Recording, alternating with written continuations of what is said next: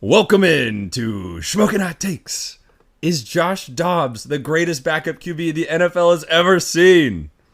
CJ Stroud raided the Buccaneers pirate ship and is proving why he should have been the 2023 number one overall pick. And I'm crying because the Seahawks look like absolute frauds and our offense is garbage. Let's trade for the number one pick and get Caleb Williams. In addition, we got our Week 10 power rankings, pick'ems coming your way. Also, stick around for a mid-season update on team rankings, player rankings, and much more. Let's get Shmokin'.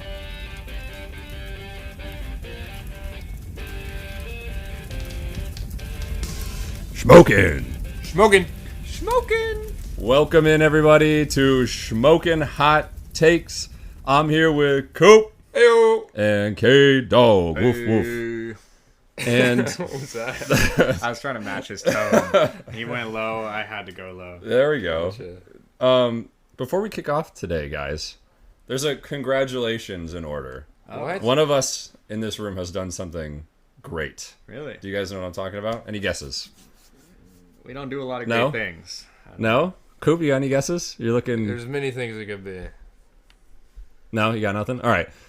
Well, K-Dog here has locked in a playoff spot in our fantasy league. Oh, yeah. I He did got- see that. Thank he got you. because he's Thank 8 and you 1. so much. Thank you. He beat Coop this week. Yeah. I also beat Coop this week in a That's different right. league. I knew there was I going to heard be something about about that. So Not a good week for Koop and fantasy. no, not at all. So yeah, congrats. You locked in a playoff spot. Not necessarily the number one spot, Well, it's But- kind of looking that way, though. but It's Well, the kinda rest of looking that your way. schedule is actually pretty easy. I don't know if you looked Yeah, at. no, I know. I You're- did You look. got, you got lucked out. Yeah. Yeah. No, it's great. I love my team. I just want to get that first spot. I want to get the highest. Prophet Jay's girlfriend right now is actually the highest scorer by 15 Points points. for. Yeah. 15 only? Yeah, so Well, I'm not we're gonna- pretty And there's a close. bonus, I right? really, yeah, we get your money back if you get that. So I really want to get to that point. Yeah. We'll see, and Nice. the number one seed, of course. yeah, it's gonna be a fierce rivalry. I see that you're on the No, fringe, right? I'm unlucky. I have like the third most scored points. Yeah, I Dude, saw that. And I saw have that. my points against are really high as well. So I've just been kind of unlucky. My team's nice. I like my team. Yeah. I got Mahomes, I got Kenny Walker, I got Eckler, I got Amon-Ra. Wow. I got He's roster baiting right now. who else do I got? There's one other wide receiver that I'm missing. That's decent. Anyways, I started Gabe Davis, so that's why I lost. Well, that'll do it, yeah. I got Ingram. I'm fine. I'm not worried. You live and die by Gabe Davis Here's the thing: this is year. I know that if I make, as long as I make the playoffs, I'm winning. That's all all I care about. Sure. But anyways, thanks for tuning in, folks. You can like, follow, subscribe to Shmokin' Hot Takes on Spotify, Instagram, Twitter, YouTube, and then also check out the merch store. That's right. Got some new stuff on there, which is Teespring. looking pretty hot. You can look at our Instagram page, which has the link, or you can just search Shmokin' Hot Takes on Teespring, I think, right? That's right. And check out the Twitter. It's been bopping. It's Popping. been hopping, and it's just been there is some dank stuff There's some going out gnarly there. ones on there. So it's not for the that was Shmokin' Hot Takes After Dark. it's not for the faint of heart. Our Twitter, but it's been fun. So check that out. You get our live feed. We got to repost some of that stuff to IG too. Yeah. But anyways, so we had yet another wild week of games for week 9. And not to say, definitely some injuries, important ones. Well, you guys might not find them important. Daniel Jones, Not particularly important. yeah. blown out his ACL. That is I sad. I mean- mean, I feel for him. You got to feel for him, but that doesn't change anything about the Giants. I mean, so what do the Giants do at this point? Do they just, I mean, Well- because Tyrod's on IR. I think people thought Carson Wentz was going to go there. I think they're just throwing the season at this And point. then, well, he You just just got tank, right? signed to the Rams. Yeah, so you just So, I tank mean- at this point. You just keep playing DeVito. You know? Yeah. I mean, you say that they should tank. I mean, regardless of what they want to do, they're gonna lose Well, practically every game. They're so probably like the it's only kind of out of team their control, that, honestly. like, it doesn't look like they're tanking. Or like because they're playing everybody. You know how other teams have to pull people out to tank? They don't. They just keep everybody in, right? Yeah. Yeah, maybe. Waller's out. You know, Danny DeVito's in. Yeah, so it's literally just going to be Saquon Barkley. They have no getting receivers anyway. 50 carries Saquon. every game. So rip to Saquon. He's earning all that money. He Not got surviving. paid. Yeah, so I mean, with Danny DeVito, can we just book in our pick'ems for the next 10 weeks? Yeah. Just any team against the Giants. We'll just put it there. With DeVito at quarterback, I think that's safe to say. I think he got more than 7 passing yards this week. He did. He actually, I was looking. I think he got around 175. Okay. And actually a decent completion percentage, but So if we he had a couple interceptions. So he basically got 17 times more. So therefore, using that same extrapolation, we can predict in week 10 he gets 17 times 175 yards. Right. Can you imagine? I think that's definitely a trend. What's the most yards? Has anyone continue. thrown for 1,000 yards In a game? No. No. What's the most amount of yards? 500. It's Stroud just almost threw for 500 yesterday on Sunday. It's 550 something. It's someone old. All right, we got to figure it's that out. Koop's Googling. I think it's Norm Van Our statistician's looking it up. 554. That's by not that many. Norm Van Brocklin. I feel like that's not that much. Yeah, a lot of players have gotten close. Stroud just almost did that, right? Yeah, right. Well, Stroud, that was the most yards by a rookie. Okay, this was in 470. 2021. 70 years later, no one has even come within 25 yards of this mark. Okay, well, 25 yards isn't Yeah, that that's much. I don't like how they worded that. If you look it up, there's quite a few over 500, and I don't care. All right, anyways. And then we also saw Cam Akers blew out his Achilles. Yeah. Was it his Achilles? Achilles on a different leg. It was, yeah. Which a lot of Achilles injuries this year. Yeah, so Cam Akers probably not Ever coming back to again. football. So Maybe in the XFL. I'm sorry to Cam Akers. And then Carson Wentz signing with the Rams. Sounds like he's going to be the starter. Probably. Yeah. So Ripien got waived. So. Oh, he got waived? Oh, he I missed did? that. I didn't see that. I did not see that. So, either. okay, so he's definitely the starter. Because Stetson Bennett, or I guess depending on Stafford's Does health. anybody know what Stetson No, it Bennett says went through? some family thing. Okay. But I figured it was something like that. Because I didn't think he was hurt or anything. No, he's not hurt. It was, something different. So nobody knows. But, I mean, I don't really have a whole lot of faith in the Rams, even with Carson Wentz. No. Yeah. It was I think a month ago, I thought to myself, for some reason, Carson Wentz popped into my mind. And I was like, whatever happened to him? I was like, he's got to be on a team. And the fact that he wasn't on a team this year is really kind of surprising. Well, a practice squad? What a fall from grace. Yeah, it's kind of crazy. I could be on a practice squad. No. Have you ever seen a more steady decline of someone's career? Like he was almost to the point of MVP. Yeah. He gets hurt, and then weird. slowly it just gets worse and worse. He goes from the As soon as they football drafted team Hurts, to the Colts to it's like he got spooked. yeah. Well, we'll see how he does. Maybe this is the revival. That should have been my How old is Shmokin he? Hot Take Do we for the know? week. Do we know how old he is? He's I think he's drafted young in 30s. Drafted in 2016, I think. Yeah, gotta be young 30s. Maybe. So That should probably have been my around 30. Shmokin Hot Take. Shoot! It can be an honorable Missed mention. opportunity. All right, you looking up his age, Coop? Nope. I guess it doesn't matter. All right, No. let's get into our Shmokin Hot Takes recap.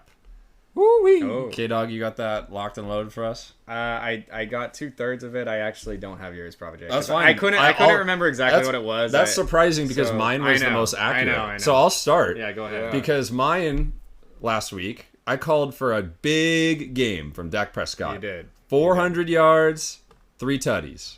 You know what he got? You got like 375 yeah. and 3 tutties. He's not called Prophet J for nothing. Hey, that was So- pretty good. Didn't he?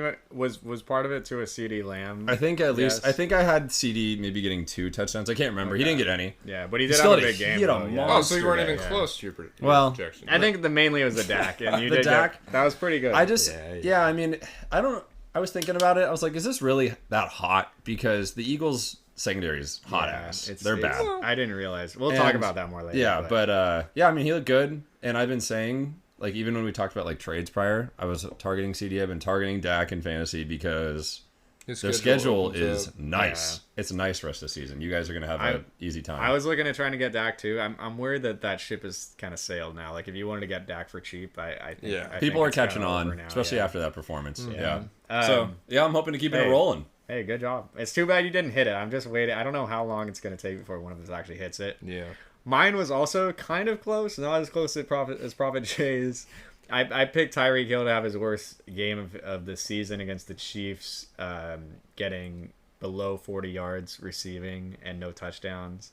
He ended up getting 62 yards and no touchdowns. Dude, honestly, that's probably closer. Which was his third. No, lowest. I was thinking about this. I knew someone was going to say that. It's not. So like, think about it. Like, you got to think about the percentage, right? Passing yards are a lot easier to get, right? Yes. And so passing yards, like 25 passing yards is nothing compared to like 25, which he was off by roughly 25 receiving yards. Receiving yards. Exactly. So I'm just saying, like, mine is closer. How? No, Yeah. you just. I mean, explain why his is closer. No, because getting 25 more passing yards is a lot easier, right? Exactly. To get to 400. So therefore, it's a lot more likely to get to that 400 mark than Tyreek was to get to that 40 mark. That's exactly what we're saying. That's why his is closer. I think you're thinking about it incorrectly. How? I see what Prabhajay is saying here. If passing yards are easier to get, that means it's closer. That means there's a higher likelihood that it would occur. I agree with that. But I see how you're looking at it differently. Let's move on. Because it's not hot because it's easier to get to 400 yards than it is. All right. Hold on. You just blowing from stupid. All right. Yeah, me. No. So anyway, Tyreek Hill, I was kind of right. Like he did get locked down. It's just he has so much volume. He had 8 catches, which got him to that 60. Yeah, I was surprised that he got locked down that much. I mean, we're gonna talk about it in a sec, but yeah, that was a great call. And then Koop, what was yours?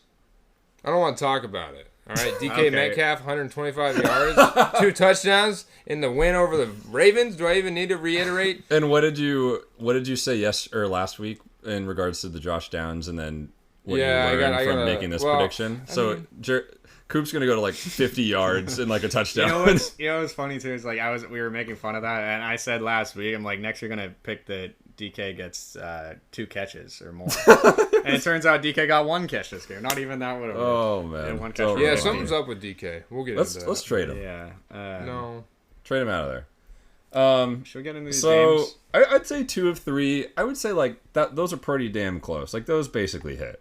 We can just say they hit. Yeah. Well, close enough. we want to get a real one, but we feel decent. We were good about it. So yeah, I mean, while we're talking about these games, let's just get right into it. So let's start with the Germany game, the Dolphins versus the Chiefs. I think who was it? K-Dog and I called the Chiefs. That's right. Koop called the Dolphins. Yeah. And the Chiefs ended up winning 24-17. How surprising. It was a rather low-scoring game. I think it was 21-14. 21-14. 21-14, you're right. And it was a rather low-scoring game. Yeah. Which I think is what C-Dubs had pointed out in his Locks episode, saying that usually these international games, just the offense just sucks. It stinks. Mm-hmm. Well, I mean, early on, Chiefs got up big, 21 points in the first half. I kind of thought they were just going to... Yeah, I thought they were just going to... And then it actually turned into some sort of game, which was nice to start your morning with as you're drinking your tea. Yeah. To your coffee. Yeah. Whatever your drink is. Pumpkin spice lattes. Right. But yeah, it was an odd game because a lot of the starters that you see just go crazy, your Tyreek Hills, your Travis Kelce's, your Waddles, were held in check. I mean, Kelce had 3 catches for 14 yards. Mm-hmm. Sucks if you started him in fantasy. Well, Tyreek, 8 catches, 62 yards. I mean, PPR, you're still happy, I guess. Yeah, I guess like you're fine, but like that's not. Yeah. Tyreek's usually giving you what? He's getting you 15 points, 16 points, like yeah, just not a lot of. And he had a fumble, so it's just a weird game. And I think honestly, we saw a little bit of it. Was wild. I think we saw a little bit of that. What do you think that was a fumble? Yeah, that was a fumble. It was a catch. That was McDuffie, the UW guy. Yeah, that was great. And then he had the a wherewithal to toss it back to his guy. That's crazy. Yeah, that was I don't know. Just rewatching that, I don't feel it was like that's such a tough play because I feel like he didn't really establish like a. I thought he almost like caught it, and then you kind of see like the ball slip out right away, and then as he kind of got pushed back, like the ball came out right because I feel like he didn't ever have complete control. But I don't know, that felt like a really weird play to me that I honestly could have seen go either way. Maybe it was a different timeline. I don't know if you watched that same play, but okay. This is the guy saying, I didn't watch any of these games before we started the pod. Who said that? All right. No one said that. We watch every game here. But yeah, I mean, beyond that, it was, if that didn't happen 14-14, could have been a much different game. So yeah, I think both defenses kind of showed up. Yeah, so do you think this is maybe the Chiefs defense? Chiefs defense has been good all year. Yeah. Like we've been talking about them since week 2, week 3 that they're a top. I think even Mahomes said like at the end of the game he's like top defense in the league, which I don't think so, but top 5. I mean, now, not as good as Browns. Right now they're number 2 in points per game. Yeah. Behind only the Ravens by maybe a point. So they're pretty up there. I mean, I think like we see this Chiefs team, we're used to them being so like dynamic and on offense, and we're just not really seeing that this year. And I think that may lead some of us to believe that like, oh, the Chiefs aren't as good as they used to be. But I don't know if I buy into that, because they have that they've never had a defense like this. They've had good defenses in the past, but never the number 2 in the league right now. And I think that makes them really, really dangerous team. Yeah. On the other side too, Miami's defense was I thought much improved. Holding the Chiefs. I mean, the Chiefs' offense hasn't been all that great this year, but like holding Kelsey to 14 yards is huge, and that was, I mean, this is Ramsey's first game back off of IR, first or second. I think it's second, yeah. But I mean, hey, it looks like it's making an impact. Well, yeah, for sure. I mean, you'd think other teams are going to watch that tape, how to get rid of Kelsey, right? Only hold him to 21 I mean, he's been playing for 10 years. I think they would have figured it out by now. Well, you would hope so, but goddamn, he's open every play, dude. And they did something, right? Yeah. So, I mean, he's going to have a bad game. I mean, McDaniels is kind of known as like that. I know he's more on the offensive side of the ball, but he's definitely like a schemer, and I feel like he's known for like just doing a lot of analytical tape, and like I could see him like maybe cooking something up to show him down. Who knows? I mean, I think time will tell. Chiefs are on bye though this next week. Same with the Dolphins. So I guess we'll have to wait a couple weeks to find that out. Cowboys versus the Eagles. K-Dog, we got a lot to talk about here. Yeah. This is the Sunday afternoon matchup. I'm still pissed that we didn't get this on like Monday night. Yeah. Except, but it's still nice to have a really good like a good 1 o'clock. Honestly, Sunday was awesome because we had just great games from 6:30 all the way to 5 o'clock. Yeah. Like honestly, solid games. And then it stopped there because Monday night. The Monday night was. Did anybody watch Monday night? I didn't. I didn't. And you guys should see next Sunday morning's game. Woof, stanky. Oh yeah. So the Eagles won 28-23. I was the only one on the boys. Yeah. I was the only one that had faith. And honestly, look, after watching the game, I think it was there. All right. It was there. The potential was there. I mean, that last drive. Every loss, the last drive was close with Dak driving. But K-Dog, what do you have? What did you like about this game? What did you not like? Well, I mean, first of all, it was a really good game. Obviously, it was a great game. Objectively, obviously a bad ending for us Cowboy fans.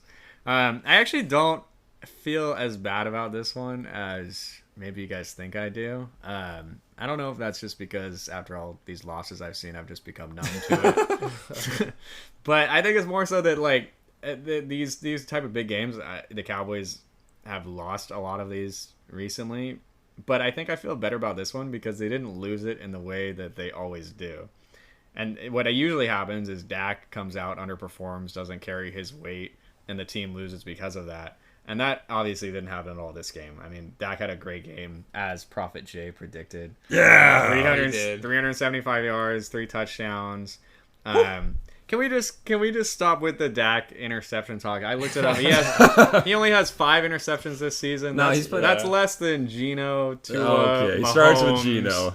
Mahomes, Jalen Hurts, Josh Allen. It's less than all of those guys. Of course, he researches this topic. Yeah, I mean, it's important. It's important. You guys have been saying it all year, as of many. No, so it's actually pointed out. It's actually Josh Allen we gotta start shitting on. Yeah, I mean, yeah, he's bad. Every year he's like led or tied with leading. Yeah, and he's right up there again this year. No, I mean, I think a lot of us were thinking that Dak was going to do the same thing because he's not been good with turnovers, but this year, props to Dak. He's been playing hot. He deserves it. I think this game, like the Cowboys, I'm not gonna try to make an argument that like they should have won because I don't like that. But they came there and they competed and they showed me that they can possibly beat what we think is the best team in the league on the road. I mean, it comes down to like a lot of things just did not go the Cowboys' way. Obviously, that touchdown to Schoonmaker. Where he was like an inch away. that touchdown. You think it was a touchdown? Okay, no, I do. Is that what you're saying? No, I do not. I do not. That's not what I meant. It was close. That's not what I meant. Yeah, so I'm not gonna like say, oh, it should have been the other way, but it sucks that happens. Yeah, and I mean, then like Dak stepping out of bounds on the 2-point conversion, like he's not gonna do that 9 out of 10 times. Game of inches. And the biggest thing though is that the Eagles there were no turnovers this game, but the Eagles had 3 fumbles. They recovered all of them. And they were in key situations too. 2 by DeAndre Swift. One was like in the red zone where they ultimately scored a touchdown, and then another one was at the end of the game where the Cowboys would have gotten the ball on like Eagles 30-yard line, with like 45 seconds left. Would have made a big difference. So it's just unfortunate. Like nothing really went their way. Right. But I walk away feeling okay about it. Yeah. Overall, as you'll see, that's how I feel about the Seahawks game. Later on. Really? I don't. Obviously not, but we'll get to that. Well, to be fair, the Lions also got. Well, we'll get to that. They got kicked They're around. on the list. They're on the list. I mean, obviously the Eagles, they've been a number 1 pick for a couple weeks now. Yeah. You guys have any complaints about the Eagles? Still like what you're seeing? I mean AJ Brown beasted out again. Yeah, they're still Hurts winning. kind of did. Tush push is unstoppable. Yeah. Goddard's gone. So Yeah, he's gone for 4. And then that's why I then realized why you wanted Devonta Smith from me. Really? That's suddenly you figured it out. Yeah, suddenly, right? But yeah, that's not gonna happen. I was trying to be swift with it. That was no pun intended. But I think it'll be fine. Overall, they just keep finding a way to win. Doesn't mean they're always blowouts or anything. I don't even think they've blown out an opponent, have they? No, I don't no. think so. They tend to play these close games. But they're just so good. I mean their secondary, like we mentioned, is questionable, but it could be a problem. But It could be that tush push. Not gonna lie. what do you mean? The tush push. What about it? Just because they can go. Oh they yeah, can have 4 plays every. Yeah, that does make a big difference. So for sure. if they didn't have that, is what I'm saying. Dude, I mean, like, would they actually be this good? I don't know. I wonder that too. How big of a factor it plays, but. I think it's situational. I think it is potent, but I truly am worried about the secondary. The fact that they gave up almost 400 passing yards, that's not a dig at Dak. It's just more in general. Most QBs probably should not be putting up 400 passing yards. Like that's a lot of yards. Wait, did Sam Howell put up more against this defense? I think he did. Dak did. Oh wow. Okay. I think he did. So maybe Dak's not as good as. Wait, did he really? Holy crap! Well, I think Let's see what Gino can do. He put up 397. He also had some Cowboys. turnovers though. So. He also had one more touchdown. No. Watch Gino have 500 yards. He also maybe our first 1,000 yard game. Maybe. Okay. It's possible. Maybe Gino breaks. That's when we get the Gino. DK Metcalf's going to have 300 yards. Yeah. All right, let's get on to this next game. All right, and now let's talk about... Yeah, we can talk about the Bills and the Bengals. The Sunday night game. The Bengals staying hot. The Bengals look so good, man. They do look good. 24-18 over the Bills. I think we were kind of expecting, 1, a higher scoring game. Yeah. And 2, maybe the Bills to just be a little, dare I say, just better. Because we've been kind of running with this narrative that they play up to their opponent. And so I was expecting them to just put on an offensive show. Yeah. And we really didn't see that. Maybe they thought the Bengals were a bad opponent. So they just played terribly. Maybe they missed the memo. I mean, Josh Allen's just, I don't want to say like inefficient, but like he just doesn't, I feel like he tries to play hero ball. And it doesn't really work. Like he tries to carry the team on his back. It's funny because that's been the complaint for a long time, and he stopped doing that this year. And then he's kind of like trying to get back to it. But who else is? I mean, he's just not really getting. Well, that's the criticism. Like he used to play hero ball, and then now people are criticizing him for not doing it. Yeah, I just don't. I mean, I don't know what to make of the Bills. Like we're used to them being like, you know, a top team in the league, but Super Bowl contenders. If you look at it though, I mean, you look at their offense. I mean, they don't have much of a run game. Yep. They turn the ball over a lot. Their defense isn't quite as good as what we've been used to the past couple of years. So they're just like the secondary's. I feel like just as banged up as the Eagles. They're just not that. They have lost a lot. That's true. They have had a lot of injuries, but at this point, they're just not in that top tier that we're used to seeing them in. Which is what we all said going into this year. We all kind of predicted this. Which is weird because it's such a roll. The Bills are a roller coaster. Like I feel like I'm getting whiplash. Like 1 minute I'm in love with the Bills and I hate Stephon Diggs because he dropped a 40 bomb on me in fantasy, and then the next day I'm like, yeah, and then I trade for Stephon Diggs and I'm just like, oh, you got Stephon Diggs? No, I'm just exaggerating, but yeah, I mean it's just, and I mean I feel like they have good weapons. Like, why is James Cook only getting 6 carries? I don't think James. Why is he not getting? Because Leonard Fournette had 14. I mean, that is low, but I don't think James Fournette had 0. James Cook is just not that good. Speaking of which, did you guys see that tweet from Leonard Fournette? I thought it was so funny. It was like when he first got into Buffalo. He's like, damn man, it's so cold here. It's as cold as a penguin's ass. Lord. I saw the one where he tweeted. He was like, I can't believe they let me and Diggs be on the same team. Really? Yeah. Isn't Leonard Fournette only like in his 4th or 5th year in the league or something like that? Or am I just that old? He's older than that. Am I that old? Because I feel like 28. Yeah, I would say... Okay, but there's still like a lot of good running backs. He probably got drafted 2017, 2018. I don't know. I hate that I am as old as, or older than a good majority of football players. It does kind of change the way, like, when you watch it. It's so weird. Like, as a kid, like, it's like, obviously these guys are just way older than you, and now you're watching and they're younger than sometimes I look at like college kids, I'm like, damn, that guy looks like he's 30. Yeah, and he has a full beard. He's like 18. He's just like freshly turned 18. Okay, let's quickly talk about the Bengals. So Joe Burrow going burr on the Bills with 348 and 2. The O-line playing pretty darn good. Only gave up 1 sack this game, and really spreading the ball around. We saw T. Higgins get involved, which we haven't really seen in a hot minute. Mm-hmm. He had 110 yards. Chase, pretty quiet with 41, but I mean, yeah, good day. Oh, by the way, you owe me $5. Koop, I forgot about that. I do. Koop and I made a bet that Tyler Boyd would score more than basically... It was basically 19 points or more. Let me explain this. In my dynasty, we could start 2 quarterbacks. I had Tyler Bagente in my Superflex, second quarterback spot. And I was like, I'm just going to pull him out. He's playing New Orleans. We'll get to this game. But I thought, there might be a chance that Tyler Boyd could put up more points than him against the Bills in a shootout. So I was like, I'm just going to put him in there. Bagente ended up having 19 going into that game. Yeah. And then we just made a bet for fun. It's not like it was. It was $100. $5 for this. That Tyler Boyd would get more than 19 fantasy points. Wow. Not a good bet. Well, no, obviously it was just for fun, man. Not a good bet.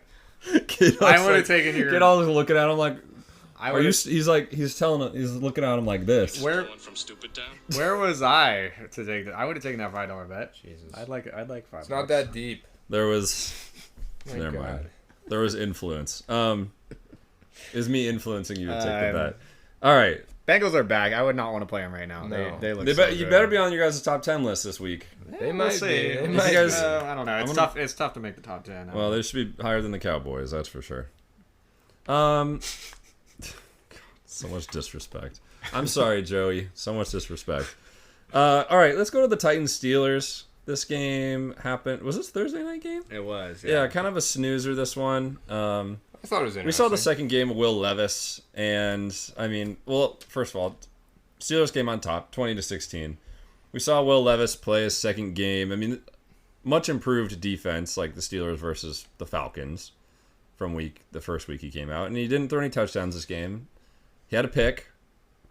Otherwise, he was like okay, I guess. I mean, 262 yards, spread the ball around a little bit. The leading wide receiver was actually Kyle Phillips. Oh, nice. You know who that guy is?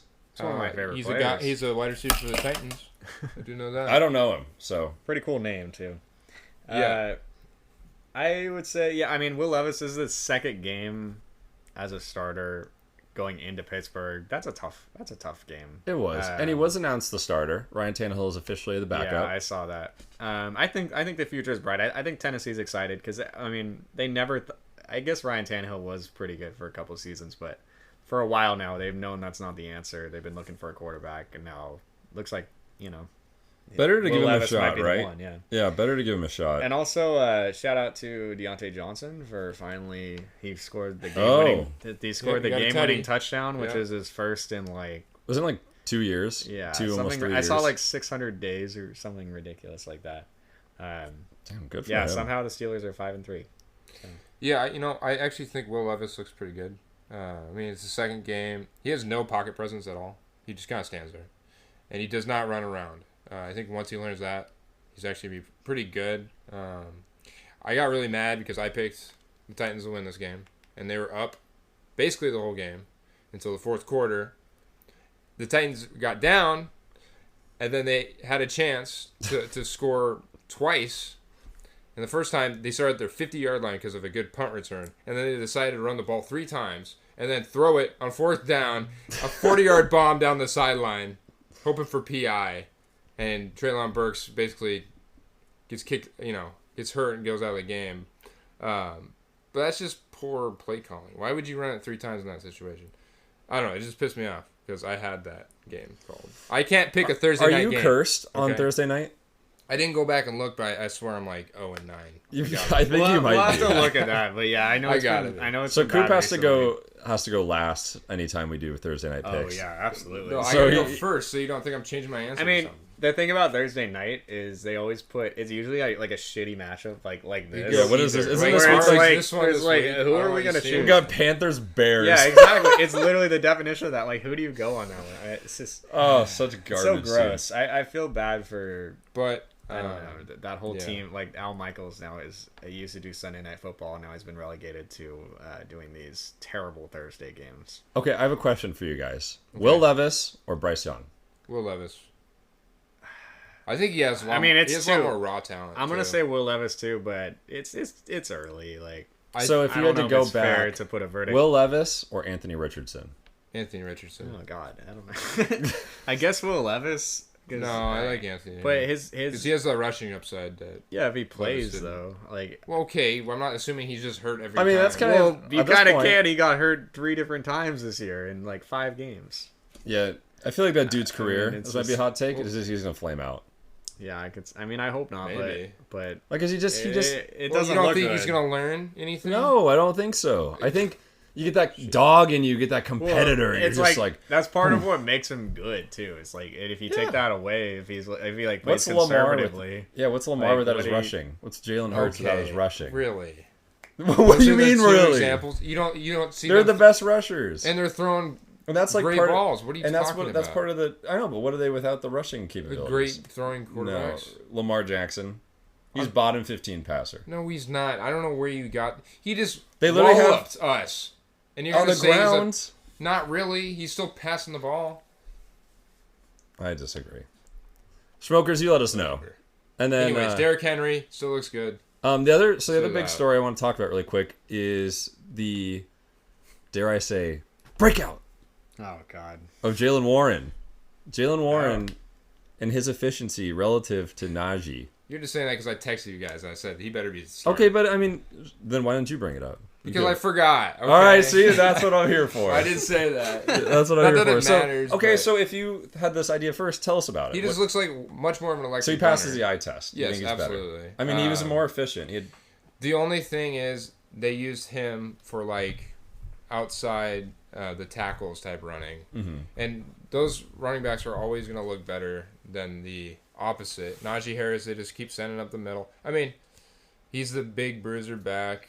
But he doesn't really get those opportunities. But I think when he does, Jalen still looks a lot faster, a lot shiftier. Yeah, just try him out. I mean, so you think he should be the starter? They should use him more. I don't know about starter. I think starters are relevant in RB world now. Yeah. Because they could start, a bomb and then just run with their starter the rest of the way. Did we do RB duos? When we did our preseason rankings, we didn't. They would have been. I feel like they would have been a good. Like, I don't know if I would have had them at the top of my or close to like the top 5, but I feel like they're kind of. We could slowly picking up on that. We could do like a mid-season like top 5 or something. Yeah, it'd be fun. Yeah. Yeah. I mean, he just looks. I mean, he averaged 8 yards a rush. I mean, it seems like their snaps or their carries are moving closer and closer to like a 50-50 each week, and so, I mean, who knows? Maybe Warren starts taking over for Najee. Najee had a good game. I thought he was fine. He did. He scored the first touchdown, right? Yeah, I think I saw that. So I actually thought he looked a little more agile than he's been before. But it'll be something to watch moving forward. Okay, Vikings Falcons. The Josh Dobbs, the Messiah. He's the The All-Father of the Vikings. What's Odin? Odin. He's Odin. Odin Dobbs. Yep. I mean, he saved the day for these Vikings when Jaren Hall, rookie sensation. You know, I hate talking about these games kind of after I listen to like a lot of podcasts. Well, stop listening to podcasts. Well, I'm just saying because I'm just going to reiterate something. Like, he just came into that offense knowing nothing. You know, I saw that. I saw a post saying that like he didn't this even, week leading up. He never played with a first team offense. He doesn't even know all their names. Yeah, exactly. Like, he doesn't play fantasy football. Come on, of course you know all their names. Well, you don't know you don't know like the second tight end or something. I saw this tweet. It was interesting that it was like Kevin O'Connell was like breaking down the plays live for him in the huddle and like telling him what to do and shit like that. So it's kind of. I mean, one, it sounds like just a really good communication between head coach and quarterback. The other thing that we are not taking into consideration here is Greasegate. He had 3 fumbles. Wait, he had 3 fumbles? Josh Dobbs had 3 fumbles. Oh, I didn't know that. That got real watered down. I didn't know that either. I saw the passing stats. I was like, damn, he had a good game. Yeah, he had 3 fumbles, man. Two lost. So I want to know what's going on with the balls. Can we take a second? Koop, you got a soundboard. He was reaching. He was thinking about it. Can we take a step back and can you explain what to our listeners out there? What is Greasegate? Greasegate. What is Greasegate to you? Because honestly, I'm not sure. Honestly, K-Dog just this whole time when he called Greasegate, he's like, oh, yep. He's like, notice I've never seen He's like, that damn Greasegate. It's like Chris Pratt meme where it's like, I don't know what this is, but I'm too afraid to ask. It's gone on too long. Greasegate, since week 1, man, it's been like Madison was fumbling, Akers was fumbling, Kirk Cousins was fumbling. Dude, I swear to God, they have the most fumbles. I don't have a stat for this. That up. It started out as like a purple team thing, I remember. Because the Ravens were fumbling Lamar's a lot a big fumbler. So we were like, Greasegate. And then I use it kind of for everything now. Okay. Like, it transcended, or it went down to college football. There's some Greasegate going on. The purple UW Huskies. Yeah, the Huskies had some Greasegate. So, for context, Kirk Cousins did have 2 fumbles week 1. And let's just see if we can find a quick trend here. Against the Vikings, there was another fumble. There was actually 3 fumbles. Wow. So that's just the first 2 weeks. I'm not going to make you listen to every single week. Conspiracy, huh? There's something going on, and I'm curious if the NFL has a hand in it. Yeah. If I don't come on the pod next week and I suddenly disappear, you know who took me out. We might have to have a special edition episode where we just investigate this. Yeah, conspiracy kind of dive deep session. into it. It's Greasegate, man. Something against the Vikings. But hey, you know what? The Vikings have won, their last 4 games? 5-4 now. They're hot, even without Kirk Cousins, which we kind of... or Jefferson. We kind of rode them off last week. Did anyone pick the Vikings for this game? I don't know. Did you? They? Yeah. Oh, Koop did. Props to Koop. Maybe. Koop did. The hot take. And I said, I bet Josh Jobs finds a way to start this game. You did say that. Not start, but he got it. Well, I don't think you used the word. I think you said he gets a chance to play this game. No, I said start. Oh, you did. Okay. But to be fair, Hall wasn't looking all that bad to start the game. So, I mean, here's the question then. Is Dobbs... Well, one, I don't know how long Dobbs' contract is. Is he like, I don't know if he's a free agent. But is he a future starter? Yes. Like he's been a backup. Just last week, actually. Oh, did I? Well, now he's about... Is your opinion changed? He's about to start for his 3rd new team this season. Yeah, but he's always been on the Titans. But he's always been like a stopgap. 2022 was the Titans, then he went to the Browns. But he was on the Titans to start the year. I guess maybe he didn't play, but he was on the team to start the year. But he's always been a bridge. He's always been a bridge to the next new guy. But he's kind of proving it. I mean, I think he's proved it. He's kind of like Geno almost. I mean, this game is kind of like a signature game for him, despite... Yeah. I mean, he got past Greasegate. Like, people are going to remember that forever. True, but I think there's enough QB-needy teams that they might miss on a rookie or not start a rookie right away. That I think he will come in and Cowboys. There's a team. I mean, Atlanta. Well, I was gonna say there's a team. Starting, there's a team starting Tommy DeVito this week. Yeah. So. And I think there could be. We won't get into it right now, but I think you could make a real debate: Josh Dobbs versus a certain Geno Smith. Oh, I thought you were gonna say Josh Allen. No. Gino looks bad. We have Drew Lock, buddy. Drew Lock doesn't look much better. We didn't even see him play. What are you talking about? Well, he played earlier on this season. Okay, Atlanta played Falcons. In preseason and came in for one drive. Hold that thought, in which sir. they scored a touchdown. Hold it, pal, you bozo. Well, don't bring up we just keep building it, and it's coming soon. We're building it's coming tension. Soon. We're building. I think we have one more game before we get to it. Get out of here. And we'll be quick about that one. Anything you guys want to say about the Falcons? I mean, it's just poorly Falcons, run. man. Johnny Smith is your leading. I said Arthur Smith's going to find a way to lose this game, and he did by not playing who? Bajan.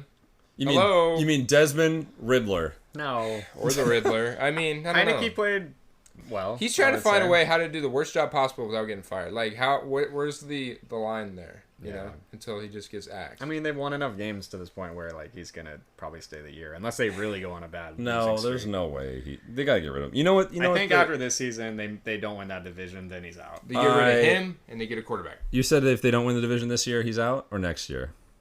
This year, if they don't win the division. Oh wait, I agree. So maybe this one. I hope so, man. I mean, he also shaved his mustache. Oh, for whatever reason, it's No Shave November, and he shaved it. What a dumbass. God, what an idiot. He's an idiot. What the hell? Of all things. I mean, they're not winning until December. In fantasy, we say, there you go. Start your studs. And in the NFL, I say why not just do that too? All right. Yeah. Let's go to New England, where the Commanders played the Patriots. And the Commanders came on top on this one, which I don't think any of us we all picked. picked the Patriots. Why did we pick the Patriots? We're stupid. I think we all had, and C-Dubs established this perfectly on the Locks episode. If you haven't heard it, well, one, you should be looking forward to it because they're fire. But Bill Belichick usually absolutely schemes and destroys against these rookie quarterbacks. And I think we just didn't really see that this time around. Man, I just think Mac Jones sucks. Okay, I say it every week. I have a question for you guys. Who would you, if you're a GM... Will Levis or Mac Jones? Will Levis? No. I was sticking within... I agree with that, obviously. No, I was sticking within this game. Sam Howell or Mac Jones. Oh, man. Sam Howell, yeah. Yeah, I would He take just has that. that dog in him, man. Mac Jones is... he looks like your... I've been high on Sam Howell all year. Did you guys know he's second in the league in passing yards? Wow, I did not. I mean, I think it might be because some of that's garbage time. They're just down a lot of games, and they just have to come back. It's misleading. Impressive. Being top of the league in passing yards isn't always a good thing, but it's still impressive. I mean, okay, so let's talk about Mac Jones real quick. I mean, do you think he's any better? If you give him a top wide receiver, is he any better? Give him a top 12 wide receiver. Gordon looks good with him. He's got a bunch of bums. Yeah, they have no help. Like, I mean, Demario Douglas looked good, but what round did he go in? Like the 6th? He went in the 6th round. That was his leading wide receiver. Yeah, you got Juju. I mean, if we're talking about their stars and we start talking about Kendrick Bourne and Hunter Henry and well, I know, but who are these guys? Why didn't they trade for DeAndre Hopkins or Adams? That's just not what they do. I don't know. Well, then they like losing. Yeah, maybe it's just because Bill Belichick doesn't he just doesn't think Mac Jones is it. I mean, if you look back, he wants them to tank. So if you look back at when Brady was there, outside of like when they had Randy Moss for a little while, they did this the whole time. You know, they had guys like Edelman and Gronkowski. Yeah, true. Gronk's a good point. But like, wait, okay, that's a good one. Good point. But like Edelman, Amendola, Wes Welker. Well, Wes Welker is pretty good, but it's just like they make all these guys like just better than they are. They make all these stars look like stars. Really, Danny Amendola. I mean, are they not? Edelman. Okay, you put those guys on with Mac Jones. You think they do anything? No, they might be worse than Kendrick Bourne. I don't know. Yeah, it's tough to say on that one. Beyond that, I mean, Sam Howell continues to spread it around. McLaurin, 73 yards. Dotson, 69 yards. Nice. Commanders, they're quietly in the playoff race at 4-5. Did you guys say Dotson had a breakout game last week? Yeah, so what does that mean if they had a bad game the next week? What does that mean? He is no longer. Is it just breakouts over? He is broke in. What I mean, I don't get. I don't know. It's not a. So this is why I think it's a retroactive term because. So it's like you gotta have like 3 weeks in a row, or maybe just 2 weeks in a row. It's like when you're playing like beer pong and it's like you hit a shot and then you hit another one. You're heating up. Yeah. So you're breaking out. Yes. But then if you don't have that third good game, then you're... Yeah, breakout is like he had a breakout season, Looking back. Who in your mind right now is breaking out? Breaking out? Can you think of anyone off the top of your head? Will Levis? No. See? CJ Stroud? CJ Stroud. I think he broke out earlier. That's the thing. And then he had kind of some dead games. And then this is like he really proved it here. He like sealed it. Yeah, I'm just going to continue to use breaking out how I choose. Whatever. Let's go. You guys don't want any more on this? Nope. No, I'm ready. I'm really ready for this next one. All right. Koop and I have... Lamentations. We've been looking... Koop and... I was actually up at like 4 a.m. last night thinking, what am I going to say on the Shmokin Hot Takes podcast about the Hawks? They didn't keep me up that late. I'm always thinking about DK and Gino. Okay, yeah, let's just dive into this. Okay, DK. so we lost 37-3. Yes. And let's remember, I'll let you get into it, but let's remember, you kind of predicted this, Koop. Remember, you said it's either going to be a close game that the Seahawks win, or the Seahawks are just going to get blown out. And I was really surprised that you said that. I was like, why does he think that? And hey. Yeah. I mean, okay, so I just want to say, DK, I called for 2 tutties, 125 yards. There's clearly something wrong with him. I think he's still battling something, some sort of injury, because he catches that long bomb for 50 yards, one reception for 50 yards, right? And then he just goes out of bounds. He doesn't even... He's a big dude. He likes contact. He usually fights for a few more yards. He just went right out. So I think maybe he's trying to take notes from Lockett, how Lockett plays very, he catches the ball and he drops. Yeah. Maybe DK's like, okay, I don't want to get hurt anymore, so I'm going to do that. Or he's just like, my ribs still hurt. Something. So he was just clearly a non-part of the game, And if he's not getting the ball, you're going to lose, in my opinion. I mean, I don't know if I agree with that. We didn't... Because here's the thing. We didn't establish the run. I mean, the Ravens' run D is great, right? So that was kind of an issue. And they really shut down both Kenny and Charbonnet. So, I mean, what are you going to do there? Like, Pete, I feel like the Seahawks offense really depends on us establishing the run. Typically, it's pretty doable, given that we have 2 amazing running backs. And then, after that, Gino was just getting pressured all the damn time because they also have, like, a top D-line. We had 4 sacks against us. So Gino had no time.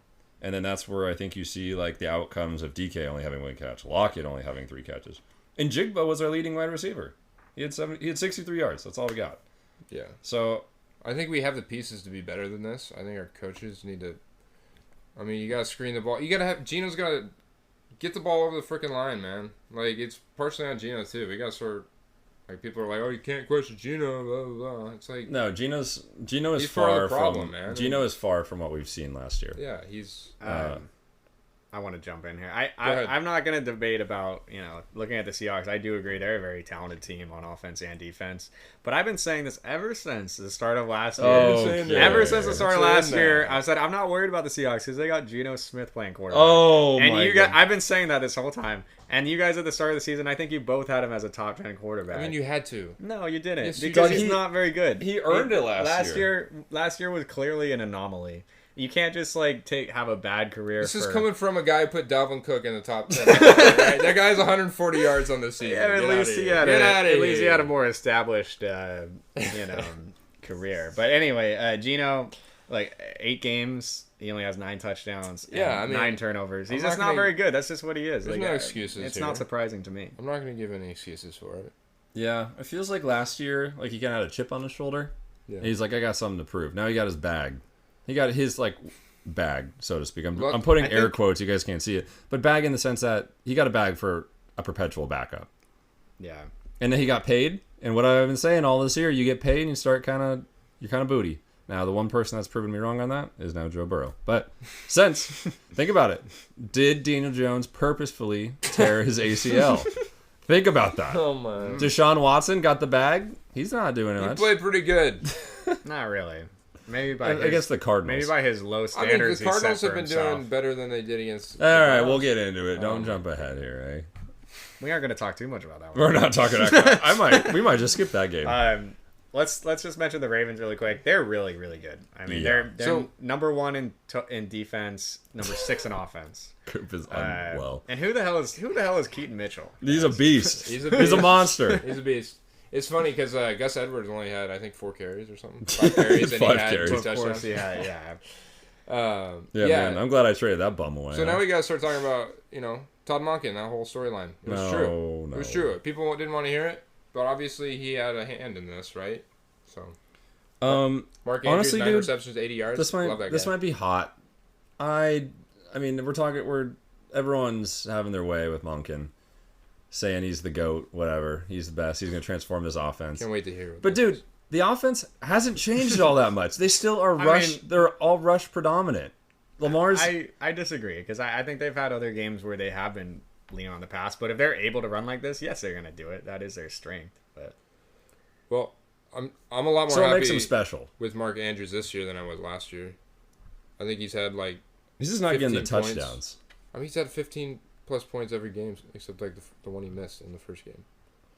He's been doing really well. I mean, so he's getting involved. I mean, this is something we saw at Monken at Georgia, tight end. They don't really have a receiver. They got Flowers. He started hot, but he hasn't done much. I mean, like maybe you're right. It's not much of a passing team, but when you run the ball this well, you don't need to pass because you just kill all the time, run the ball. I mean, no, we talked about this last week where this is like the Seahawks when we had the Legion of Boom and Marshawn Lynch. You just control the game. You just stuff it down their mouths. Defense just plays aggressive, and you just win. And that's what we're seeing. Like, and Lamar kind of he's just as evasive, if not more, as that Russell Wilson was in like 2013. Oh, much more, dude. I mean, Russell Wilson, like, he would just scramble forever. Well, whereas Lamar will actually get positive yards.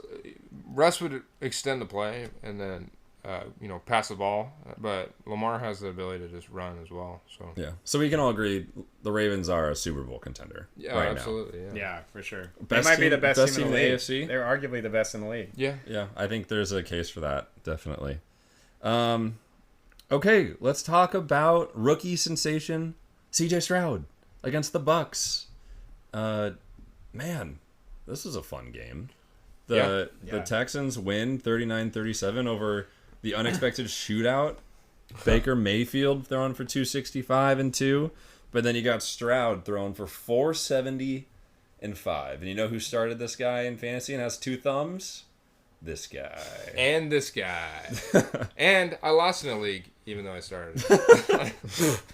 That's how unlucky I am in that league. 2-7. 2-7. Wow. I mean, guys, what do we make of CJ Stroud? He's that dude, you know? Like I said when I picked them to win this game last week, I said he wants people to be proud to wear his jersey, and he's going to make them proud. You think he's jumping up in jersey sales after this one? Yes. What are you talking about? Just wait until he starts dating Taylor Swift. I think the Texans fans are multiplying by the day as CJ Stroud continues to play so well. Definitely. I mean, yeah, when you don't have a running game and you can just pass freely, you're going to have 470 yards and 5 tutties. Is Pierce, so do you think this is going to be a consistent thing that we're seeing? Is Pierce on? He's not on IR, right? No, he's just hurt. He's got a twisted ankle or something. So Devin, single carry came in. He sucks, man. He's really bad. Well, he's old, right? Yeah. I don't think he's been doing it. 13 carries. If you were playing against Devin Singletary in fantasy this week, you're pretty happy. Yeah, I don't know. Some people started him. I don't really know who. Kind of picked him up off the waivers, maybe last second. You would think it would be a volume-based play, and he would get at least 10 points. But no, I think he got. And then you see the final score. They're like, "Shit, they scored 40 points." Like you must have done something. To be fair, though, the run D for the Bucks is good. I think you could have seen this. I think you could have seen this coming. One of the best. That's why it's a volume-based play. It's not because of his ability. Yeah, I want to. So, I mean, CJ Stroud, he set the record most yards by a rookie quarterback. He's the only rookie quarterback besides Matthew Stafford to have 400 plus and 5 touchdowns in the same game. That's nutty. I want to shout out to some former Cowboys. Really stood out in this game. Noah Brown, Dalton Schultz combined for 16 catches, 280 yards, and 2 touchdowns. Wow. When I like to see the old boys perform well. When they went to the Texans, I was like, man, their career's over. But it's okay. They had fun out there. So they were looking good. Tank Dell was also good. He also got 114 yards, Dell, so 2 now, tutties. You know how much K-Dog wanted Tank Dell from me. He offered me Gibbs, and I was like, no, you're not taking Tank Dell. So now you guys making that trade? I'm staying put for now, but damn, I want Tank Dell. He's mine. Trade deadline's coming up, baby. How many weeks? You got commish right here. Do you know? I'm a commissioner. I have absolutely. absolutely. I have no idea. I think it's usually week 11 or 12. It always goes later than I think it should. Yeah. But it must be coming up. Because the fantasy season ends in like 4 weeks. It's sad. Like the regular season. It's crazy. I feel like this season has flown by. Yeah, it really it's has. like you wait an eternity for football to get here, and then once you're in the season, man, it flies. It's sad. It's week 10 coming up. Oh. Shmokin Hot Takes basketball edition? Hell no. You would never catch me talking Shmokin Hot Takes hockey edition? No. Hockey. No. How about baseball edition? Spring football, maybe. XFL? Well, Shmokin Hot Takes FS. They're joining leagues, so we'll see. XFLs? Are they like the minor leagues the now? AFL or something. Oh, are they? Dude, maybe that will be our off-season content. Like XFL. AFL is an arena? Sorry, whatever the other one is. The USFL, oh, maybe? Yeah. Isn't AFL Canadian? Isn't that arena football? It's one of the conferences. It's American, but okay. I don't know if that's still a thing, actually. I have no idea. Arena football, yeah. All right. So then, K-Dog, I don't know why you put this game on the Miz. Chargers, Jets. Oh, so let me explain. I put that on Monday morning, and I was like, well, this game's going to be good. It's probably going to be okay. I mean, there's some things to talk about here. Zach Wilson sucks. That defense is great. Yeah. Jets defense is awesome. I was shocked to see, the Jets lost 27-6, so you look at that and like they got blown out. Yeah. But they actually outgained the Chargers, 270 to 190. Yeah, it was such a weird game. But it's just the Jets had... Dude, the O-line for the Jets is awful. Because consider how bad this Chargers defense is what I'm thinking. Is their defense just getting better as the season progresses? Chargers aren't very good. They have people. They have Bosa. It's not like... Yeah, but they haven't been... I mean, they have Khalil Mack, but they haven't They haven't been clicking this whole season, man, and I don't... Well, there it is. Dude, no. There it is. Now they're clicking. Dude, they showed a graphic at the beginning of the game. I actually watched this game. Because I had some fantasy implications for this one. I lost, so it didn't matter. Okay. The O-line, they're like none of the initial starters are there. Like, it is like beat up more than the Hawks O-line, and the Hawks O-line is beat up. Yeah. So... Also, Zach Wilson may have the worst pocket presence in the league. Worse than Will Levis's? I don't know. I'd have to go back to the tape room to... Terrible. This is pretty bad. Yeah, the defense is legit. They're the only way that they're winning games. Yeah. Half the reason that the Chargers even put up points on the board was because of turnovers. Right. So, I don't know. I'm not really worried about the Chargers offense. I think they'll be fine moving forward. The Jets, it just is hard for me to... when you have Zach Wilson throwing 49 times, how are you winning football games? Yeah, I think that was a career high. And career high completions as well. I think he only had 30 for 47, 49 or whatever. Yeah, I posted a meme on the Jets subreddit. Yeah. Oh, it was on the Jets subreddit? And they were just melting down. Everyone's pointing fingers different places. They're like, you can't blame Zach Wilson. No, you can blame Zach Wilson. You can also blame the O-line. The defense is awful. Garrett Wilson also had I thought he had a pretty decent day. 7 for 8. Considering. He did have a fumble, though, I think. Yeah, he did fumble. Yep. Breece Hall. Man, let's get some of these guys on the Jets, they scored 6 points, and that was off a punt return touchdown, right? No. Is that right? The Chargers are the ones that I read the stats. I still remember the stats wrong. Yikes, buddy. Yikes. Funny stat here, though. Austin Eckler, 14 carries, 47 yards. That's because they have the fumbles and whatnot. Yeah. So, and then he got 2 tutties. Yeah.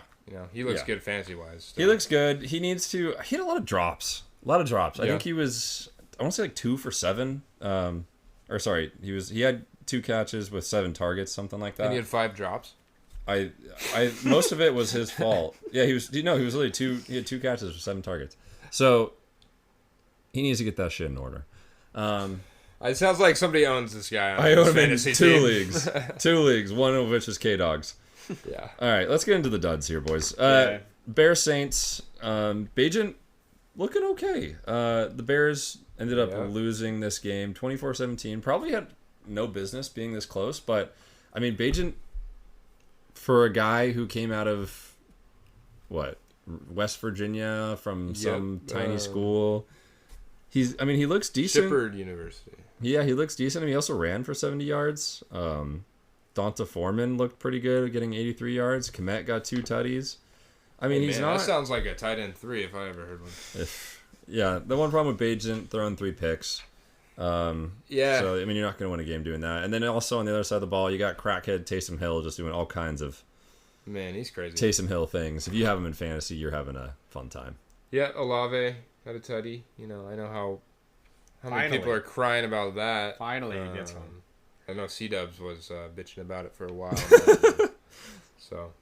But hey, Bajent outpassed Derek Carr. Yeah, that's kind of crazy. That's because Derek Carr wasn't. He had like 10 less checkdowns than he usually. Yeah, I could tell because I kept looking at my fantasy app for Alvin Kamara, and he didn't really do much this game. Yeah, he was quiet. He was quiet on the ground and in the air. Really, he had like 60, 70 yards in total. So not what you're expecting as a Kamara owner.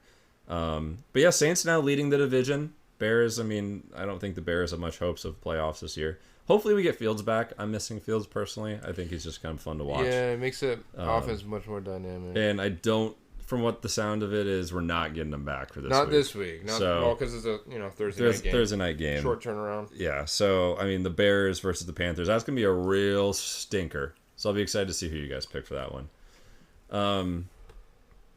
Rams, Packers, so Ripien coming off against the Packers. Is that right? It's Rippin. Rippin? I think so. It's Rippin. He went to Boise State. He was ripping interceptions. I believe it's either his dad or his uncle is a Super Bowl winning quarterback. Yeah. So, this is all... I thought it was pod earlier. Okay. And somebody calls him Ripien all the time. Mm-hmm. And then the other host was like, actually, it's Rippin. I thought it was Rigpin. I thought there was a G. Rigpin? I thought there was a G is that sound. how you sound I know it's not in it, but for some reason I've always thought that. But anyway, when I picked the Rams to win this game, I had absolutely no clue he was starting. I would never have picked them. Maybe we need to think of a rule, guys. If I threw this out last week. Yeah, I know. You said this. I knew he was going to be out. The quarter... Okay, I knew Stafford was hurt. Well, you have insider information? I just knew Stafford was hurt. That's why I picked him. Okay. Come on. You guys don't think that far ahead?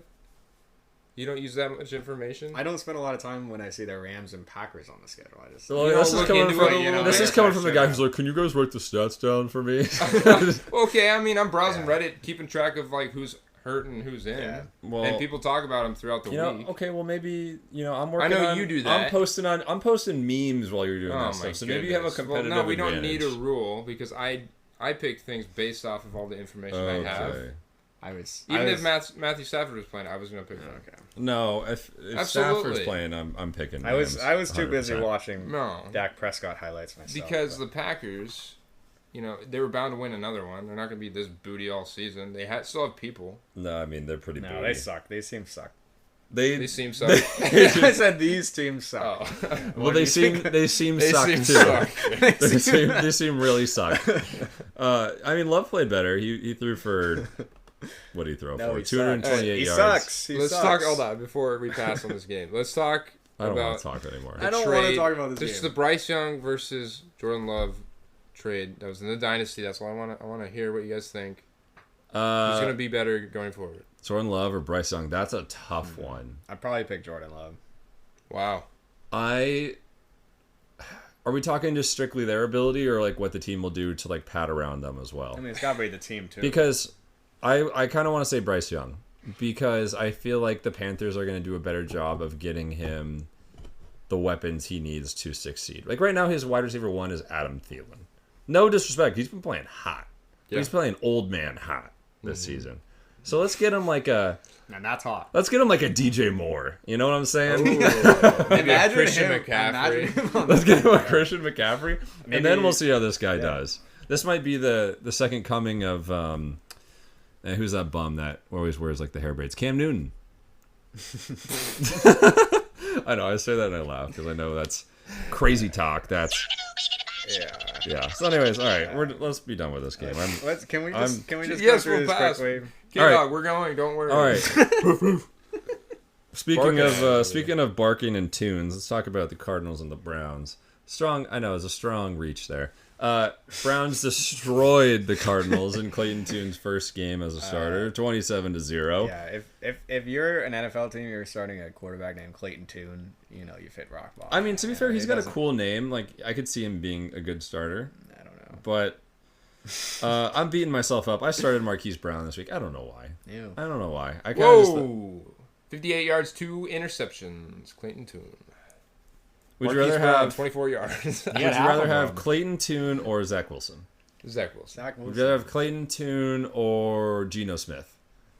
Geno Smith. Yeah, what are you I'm gonna say, conditioned K-Dog? never to say Geno Smith, but I don't think I'd pick Clayton Tune over literally anybody. I mean, maybe okay, Clayton Tune or Tommy DeVito or Rigpin. Tommy DeVito or Rigpin. I'm going Rigpin. So Arizona, I mean, there's not much to talk about. Kyler Murray's coming back this week. That's right. So that'll be. And if you just traded for him in Dynasty, you're feeling pretty good. Well, we don't know. I mean, do you think? Sorry, this will be next week. Here's my problem with this: is Call of Duty comes out in like a week. So do we really think Kyler Murray's playing football right now? Maybe he kept pushing back his injury to play more Call of Duty. Even when all that stuff was coming out about him playing too many video games, he was still a good quarterback. He was still fantasy-wise producing. So. Yeah, I hope he does get a relax and play some COD, okay? Here, I have a question. So, the Cardinals have their pick this year, right? Or did they trade it away? Didn't they? Don't they have the Texans pick? I don't know. Keep talking. They have a pick though, right? So, why are we even trying? Like, why bring them back? Why are we trying this season? Because they're 1-8. So, what's the point of bringing back your guy to potentially just lower the value of your draft pick? I don't really understand it. Well, I think the Cardinals still have the question of whether he is that guy. You think that's what they're testing? So I think so. They have their own pick and the Houston Texans pick. Okay, so they're gonna get probably a middle round pick from. They might be able to get both Caleb Williams and Harrison Jr. No, that's not possible. That would be cool though. But what are they like? I see them taking Marvin Harrison Jr. though, 101. Maybe. Well, if they are returning, if Kyler's coming back, because who else is contending? Who else is 1-8? They're the worst. No, the Panthers. Well, you got the Bears. Bears. The Bears have 2 wins though. And don't forget the Giants. I mean, they only had 2 wins, right? So I mean, that's what I'm saying. There's a lot of teams competing for this kind of first, second pick. So why bring in Kyler Murray? Why not just say the season's over? That looks like you're tanking at that point. If he's ready to Who cares? I mean, dude, at this point, so many teams are ready to tank. Giants are ready to tank. No, but Panthers you never publicly do it. I mean, talk to... Who was that? Who was the team last year that was I swear, publicly doing it? But, who cares? Just own up to it. It's illegal. If I was a coach, a GM... It's football illegal. I would just say, go out there, throw 2 touchdowns, and then when a guy's about to score the game-winning one, just let him go. I don't know. Just what's the point? You would tell your players that? Do you know how much respect they would lose for you as a coach? And I'd say, they would never want to play for Marvin Harrison Jr. He's going to be the next. Because they're going to say, what, are we not enough for you, coach? And I'm going to say, hell yeah, you aren't. You guys stink. I'm glad you're not my coach, man. I feel like Watson got kind of bailed out this game. You see that touchdown he got to Amari Cooper? The one where it bounced off a guy's head and got caught in the end zone? That was pretty ridiculous. Deshaun Watson basically deserved 1 touchdown. People were saying that was, payback for what happened last week. PJ Walker. Yeah. Yeah. I mean, I just don't. Deshaun Watson just isn't it, man. Yeah, let's move on. Me and K-Dog looked at each other and we said, it's time. Let's get through 2... Colts, Panthers. Panthers stink. Offenses throw suck. 2 pick sixes. Kenny Moore and same player. Kenny Moore had both of them. The pick sixes. That's crazy. Thank you, Colts defense, that helped me dominate Koop this week. Yeah, I got mounted, man. And then times. Get out of here. My team's very much under. Right. I think both my teams scored the same 79 points basically against you two, and you two both put up over 120. Wow. So all right, and then Giants and Raiders ripped Daniel Jones. Ew. Raiders though. Raiders got a dub after firing McDaniels. Yeah. I still. Why'd you pick the Giants? Because I think if you thought Tommy DeVito was going to do something. I thought. Well, I didn't call for Daniel Jones to tear his ACL. Even so, they probably lose this game. But I thought morale. Raiders are low key not a bad team. We keep they're 4-5. No, they're bad. I think they're kind of good. They're bad. They have the pieces though. They're bad. They have the pieces on defense. They just need a quarterback. All right. They just need a quarterback. Okay. Is AOC that guy? No. He's Why not do you say that? His mustache is rocking. He kind of looks like Derek Carr. I heard you say that Sunday. That's what I said again. All right, let's move on. Let's get into our pick recap. I'd rather skip this. My internet is not working right now. However, good. I do remember. I believe. What do you mean? I can't pull it up right now. Oh, I don't know why. I'll go ahead and do that. I know why yours doesn't work because Somebody. This is no ploy. This isn't somebody me. else did. This isn't me well pretending week, it's not working. But just talk about it until I can pull it up. Okay, well, I'll give my best and worst pick before we get to the total picks. Okay. So the best pick of the week, I'm giving it to Koop. No, we can't get 2 weeks in a row. A lot of weeks in a row. Coop, he picked the Vikings over the Falcons for some reason, despite having let Jaron. That's all luck. His name? All luck. I would never have made that pick. All luck. All right. So good one there. I was gonna say it didn't happen how you thought it would, but you've also said that Josh Dobbs would play, so I guess it happened exactly how you thought. Do we have that in writing? Did you say that? I said he's gonna find a way to. We're gonna have to get a transcript of the last episode. We need a transcript. Is this what you're looking for? Oh yes. Well, wait. Go to the first tab. Carry on. The second tab. Folks, we're looking at. We're doing some. So we're looking up some our stats. totals this week we had 14 total games. Prophet Jay, he only got a measly 50%, getting 7. Hey, that's a win. I got 9, and Koop got 10. Ayo, got 10. I'm shrinking that lead. Yeah, you are. So I have a 5-game lead now over Koop and a 10-game Prophet Jay. Well, let's just read them We're out. officially at the midpoint. Yeah, so let's see. So I'm 83-53, Koop's 78-58, and Prophet Jay 73-63. You know, I was looking at this, and it's like 78 and 58, like 20 games over. That's crazy. And then you look at Prophet Jay, he's only 10 games over. Yeah. What's up with that? Yeah. But you're 30 games over. If how's that math work? If Prophet Jay continues his current streak, we're gonna have to change his name. To Genius Jay. Now getting into our worst picks, I do have an honorable mention here. Prophet Jay picked the Giants. Okay. Raiders. Come on. And obviously what is a homer pick. But what's even more of a homer pick, and this is my winner for worst pick of the week. We had a certain, you guys aren't gonna like this. Yeah, I'm not gonna like We had it. a certain 2 people who actually picked a team in which, from the NFC, in which the opposing quarterback is 16-1 against the NFC. They just rode with the Seahawks, who were 5.5-point underdogs. Okay. And they just got blown out. Look, I wouldn't have made it the worst pick if they didn't get blown out. Why was there such a monologue to that, bro? I was just got a stun on the Hawks. I know. That's all this is. It's just stun on the Hawks. Hey, I had to throw it in. But no, you look at the picks. You say which is the worst one. I think I look at a combination of like. I thought worst pick was like one of us got it. To be honest. But no, I can see how it was like what? That was like the biggest blowout, It's because right? it's such a blowout. Yeah, if it wasn't like that. No, I get it. Yeah. And we got and they were decent underdogs. They were 5.5-point underdogs. Here's what's crazy to me. The Cardinals played the Ravens last week, and the score was 31-24 Ravens. How do we lose more than the Cardinals? It's just any given given Sunday, week to week. Yeah.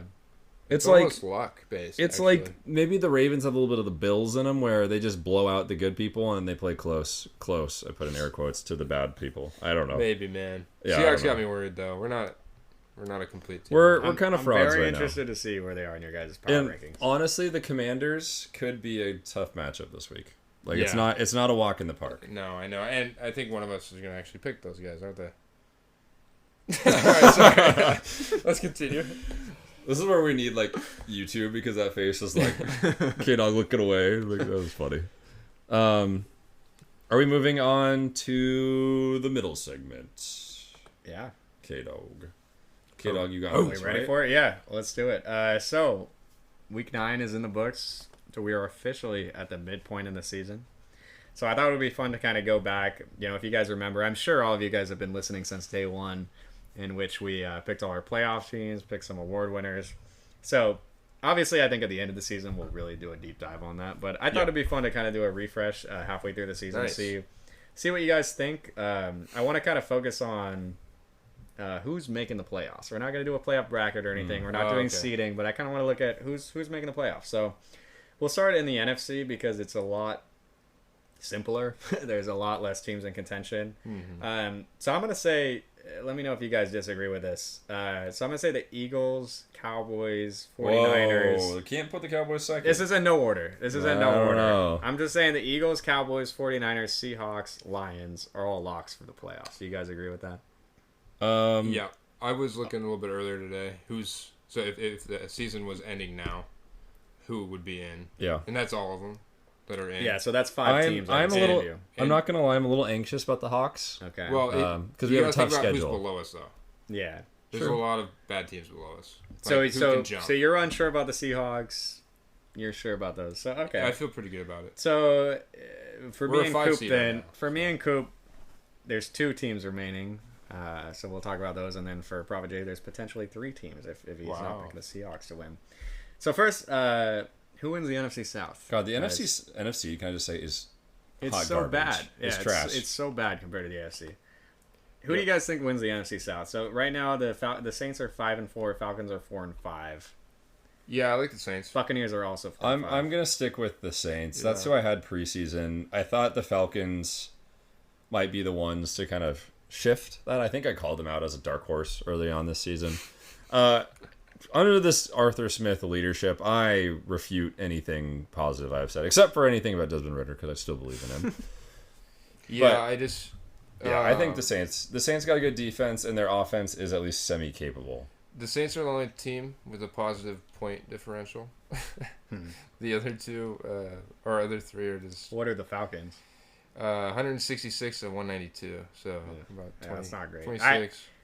So you guys both got the Saints. I'm going to pick... Last week on the pod, I said with Taylor Heineke, they're winning the NFC South. So that's only a week ago. I got to stick with it, I guess. Oh, my gosh. I guess I didn't know you had to lock that in. I'm going to go... Look, they're 1 game back. I don't know if they played each other. I forget. Definitely not with Heineke under center. Dear God. Yeah, look how well he did against those Vikings. I mean, he did all right. Speaking of those Vikings, so that's our NFC South picks. That means for me and Koop, we have 1 wildcard team remaining. Who do you think it's going to be? I think in the contenders are, since you picked the Saints, we got the Falcons at 4-5, the Vikings at 5-4, the Commanders at 4-5, and the Bucks at 4-5. I like Vikings. Yeah. Yeah, Jefferson coming back. The defense is stepping up. Dobbs looks serviceable. Out of the rest of those teams, maybe the Commanders, but they traded away 2 of their best defenders. The Commanders have... It's weird what they're doing. I honestly thought the Commanders could maybe sneak in too, but looking at their schedule, I mean, it's pretty tough. Like, the only real gimme that they got is the Giants, which they play in week 12 or 11. Yeah. And then otherwise they play the Cowboys twice, Miami. They play the Jets, who... I mean, I could see the Jets kind of giving them a tough time. They play the Niners. Yeah. It's like they have a lot of tough games ahead. Yeah. I think I'd also agree with the Vikings getting that last spot for the wild card. What do you think, Prophet J? So you picked the Saints to win the NFC South. Who's getting those 2 wild card spots? And you still haven't locked in the Seahawks. Vikings have a good schedule. So. I mean, the Vikings, they don't... I mean, they played the Lions twice. But otherwise, I mean, they play the Raiders. You didn't lock in the Seahawks? I mean, I just said I was anxious about them. I mean, I don't know who else. I don't know who else I could put in there, honestly. So I'll lock in the Hawks. Okay. Wow. I mean, dude, these I don't want. Can I just not put a team in? Because you guys just pick one. Dude, they don't deserve to be in here. You got to pick one. All right, I'm gonna be hot take. I'm saying the Falcons sneak in. Okay, so Falcons and Saints. That's what he just said. No, I said Vikings. Well, I know. He said Falcons win the division. Right. It's Right. not that hot. But you the got Falcons, both. Not that the hot. Falcons You have a got the Falcons and decent. Saints. They have a decent rest of schedule. The Falcons don't really play anybody. They play the Cardinals, Saints, Jets, Bucks, Panthers, Colts, Bears, Saints. They're gonna lose all of this. So I Sorry, disagree. So looking at our what we had in the preseason, me and Koop, our playoff teams were 7 for 7. We didn't change anything. It's kind of crazy. I don't know if that says more about us. Okay, well, let's look at the or freaking less Giants. about. Yeah, I'm glad you mentioned that. Prophet J had the Giants over the Cowboys too, which is just embarrassing. Somebody call 911. Come on, guys. Otherwise, we're looking pretty good. I still don't hate the Giants. We did all pick the Vikings to win the division, which is still in play, but Yeah, I think we could agree is unlikely. So yeah, pretty consistent there. I guess I picked the Falcons. I'm sorry, I misspoke. I did pick the Falcons when I originally picked the Saints, so I'm off one too. You guys also, both of you, picked the Seahawks to win the NFC West. Still possible. It's still definitely possible. Tell me right now, is it happening? I can't say it's not happening. I mean, what? I mean, we play the Niners are 5-3. What's your guess? Niners are 5-3. Yeah, sure, I yeah. think You know, if Geno can perform, if he can come back to how he looked last year, they can definitely win. Okay. In the middle of the season, especially with this defense, we tend to have this flip where something starts clicking. And I see the offense potentially start clicking. Like, we're going to make some changes, right? Like, Sure. they're not going to look at this Ravens game and be like, well, our offense sucks.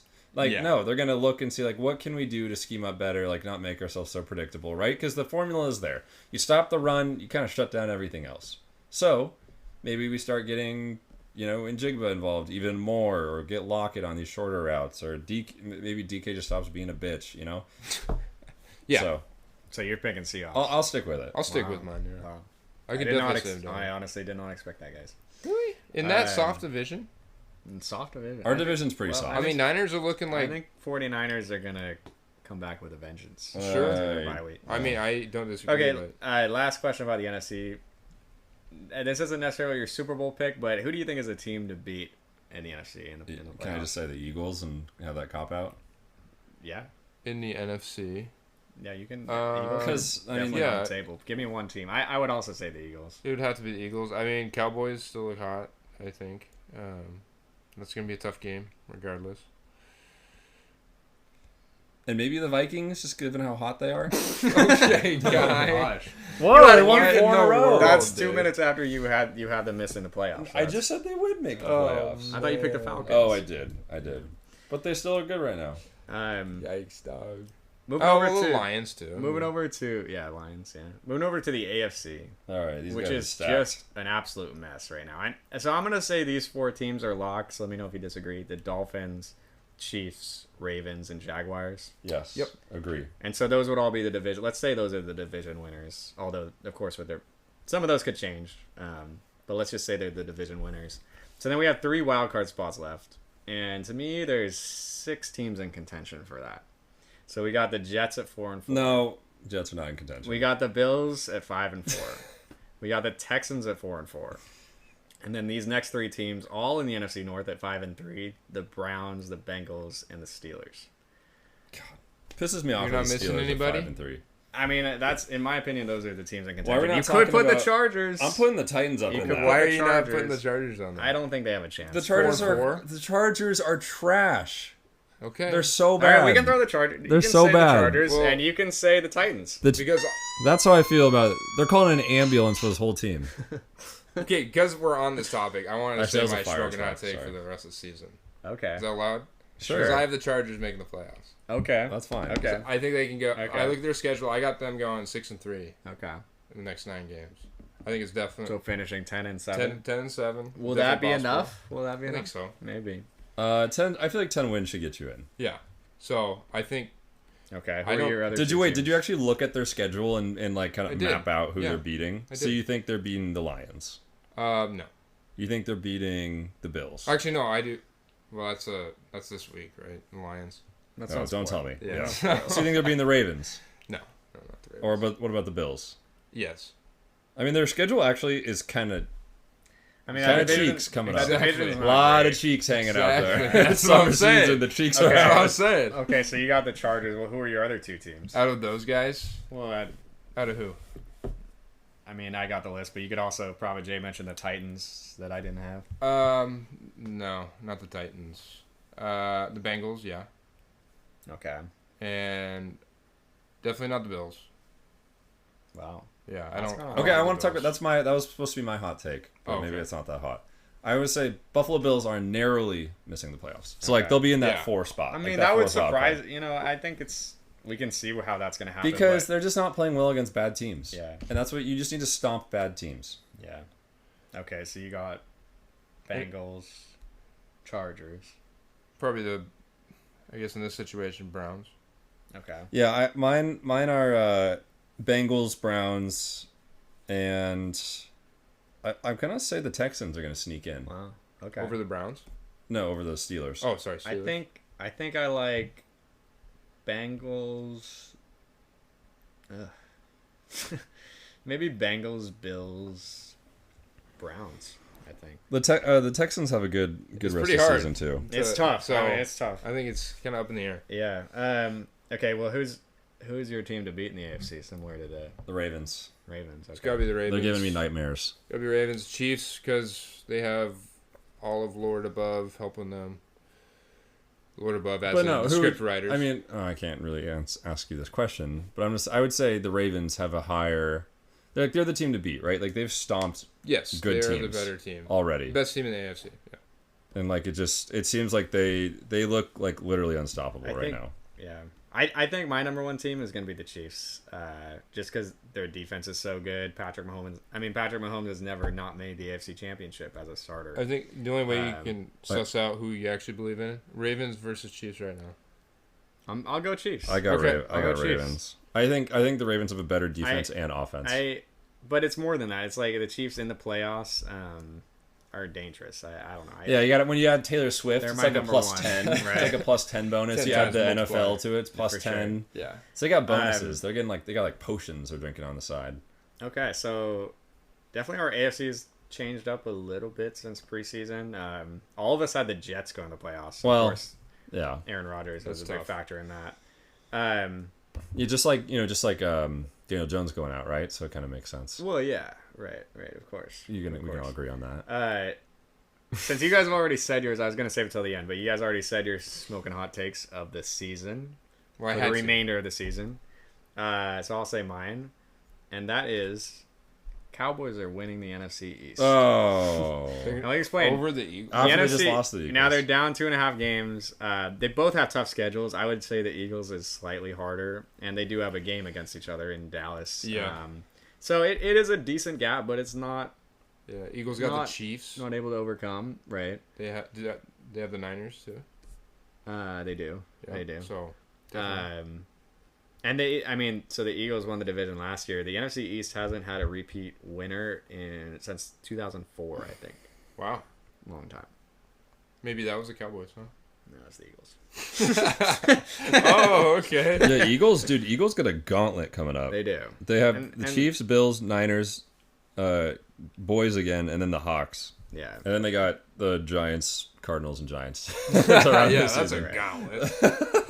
All right. Last little segment of this, I want to talk about our MVP predictions. I'm sticking Tua, baby. So yeah, let me remind you. So yes, at the beginning of the season, Prophet Jay said Tua, who is currently number 4 at plus 650. Koop said Jalen Hurts, who is currently tied for number 1 at plus 350. Oh, nice.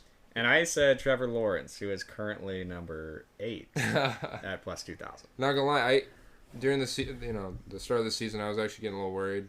Hurts didn't look that great. Yeah. Tua was just playing phenomenal, and I don't want to give Prophet J over here, the courtesy of being correct, my praises or anything. So now why would you? Now it's starting to come back around a little. Tua's come back down to earth, definitely. I think though, more than anything this year, we have the highest chance of seeing a non-QB win MVP. Because I don't think any QB has stood out. Perhaps. And I also want to say, I was peeking at K-Dog's notes, and I noticed Mahomes is still number 1. They're tied. They're both at plus how was 350. And I would say too, these stats these odds are changing too. So I might not have the most up-to-date odds, but they're pretty much. I want to change my MVP. Yeah, there's one chance to change. There's one chance to change. I'm changing. Officially changing to Travis Kelce's girlfriend, Taylor Swift. Jesus. No, I'm sticking Tua all the way, baby. I'm confident. I'll stick with mine. You're sticking? That's fine. Okay, well, I'm changing. This guy. No, I mean, obviously, I wouldn't get as much credit for it, but at this point, I agree with what you're saying, that no QB has really stood out enough, I think, compared to prior years. I think Christian McCaffrey has a good chance of playing, of winning the award. If the 49ers come out and start winning games, he continues his touchdown streak. Yeah. He's currently number 6 at plus 1,400, but I think he has a chance, because I just don't see these quarterbacks. I kind of think Hurts, the Eagles are going to lose some games. And Hurts shouldn't be as high as they are. Lamar Jackson's going to they're going to come down a little bit. But I don't think that's fair, because you're going to end up hitting this. Oh, yeah. No, it doesn't count the same. Okay. It doesn't count the same. Because the only reason you're doing this is because T-Law sucks right now. Yeah. No. Obviously, it does Watch not. him actually beat them. Obviously, it does not mean as much. But I just was curious if you guys want to update. Is AJ Brown on the odds? He probably is, but I only went up to I don't number think 9. he can win MVP without Hurts winning it. You think so? He's definitely because up there. Hurts is the one that gives him the ball. There has to be a wide receiver that's won MVP before, though. Never. Never? That seems stupid. McCaffrey would make sense because all Purdy does hand him the ball. It's like, okay, do something here. You know, Yeah. Hurts still has to throw it down. Well, okay, what about checkdowns? Does that not count? Does that count for the quarterback too? No, I don't think so. So running backs can receive the ball and they get the credit, but wide receivers can't. Yeah. I mean, like think Unless about Justin Jefferson. AJ Brown had like 2,000 yards after contact. Cooper Kupp was in contention a couple of years ago, wasn't he? Yeah. Like when he had that the record-breaking season. There's just been like incredible wide receiver seasons that have never won. Like Cooper Kupp, Calvin Johnson, Joey Rice has had a couple ridiculous seasons, but they never win. Yeah. Okay. Wow, that was a lot, but fun stuff in there. Do you guys want to continue, or do you want to take a quick break? Let's take a break. A little break. All right, Shmokers. We'll take a quick break, and then we'll catch you on the flippity flip with our pickups. Welcome back to Shmokin Hot Takes. And I know you're ready. You were wondering that whole break time. You're like, man, let's get to the Week 10 picks. They're here. It was a long break. A break for them. It was like 2 seconds. It was a long break. It was a long break. They were waiting. All right, let's get into it. Let's start with the hot games. We've got a couple hot ones. Only a couple. But first, let's talk quickly about the buys. Actually, a lot of great teams on buy for Week 10. We first have the Rams, great team on bye. Oh. And then we also have the Chiefs, which are like decent. The Dolphins are like decent, and the Eagles are like okay, I guess. So that's why the games are so good this week. Yeah, exactly, because we have all the bad teams on bye. Okay. All right. So the Browns and the Ravens, they play 10 a.m. Sunday morning.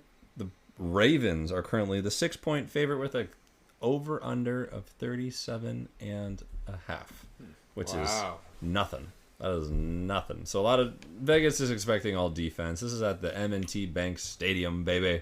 Where I don't know where that is. It's in Baltimore. In Baltimore.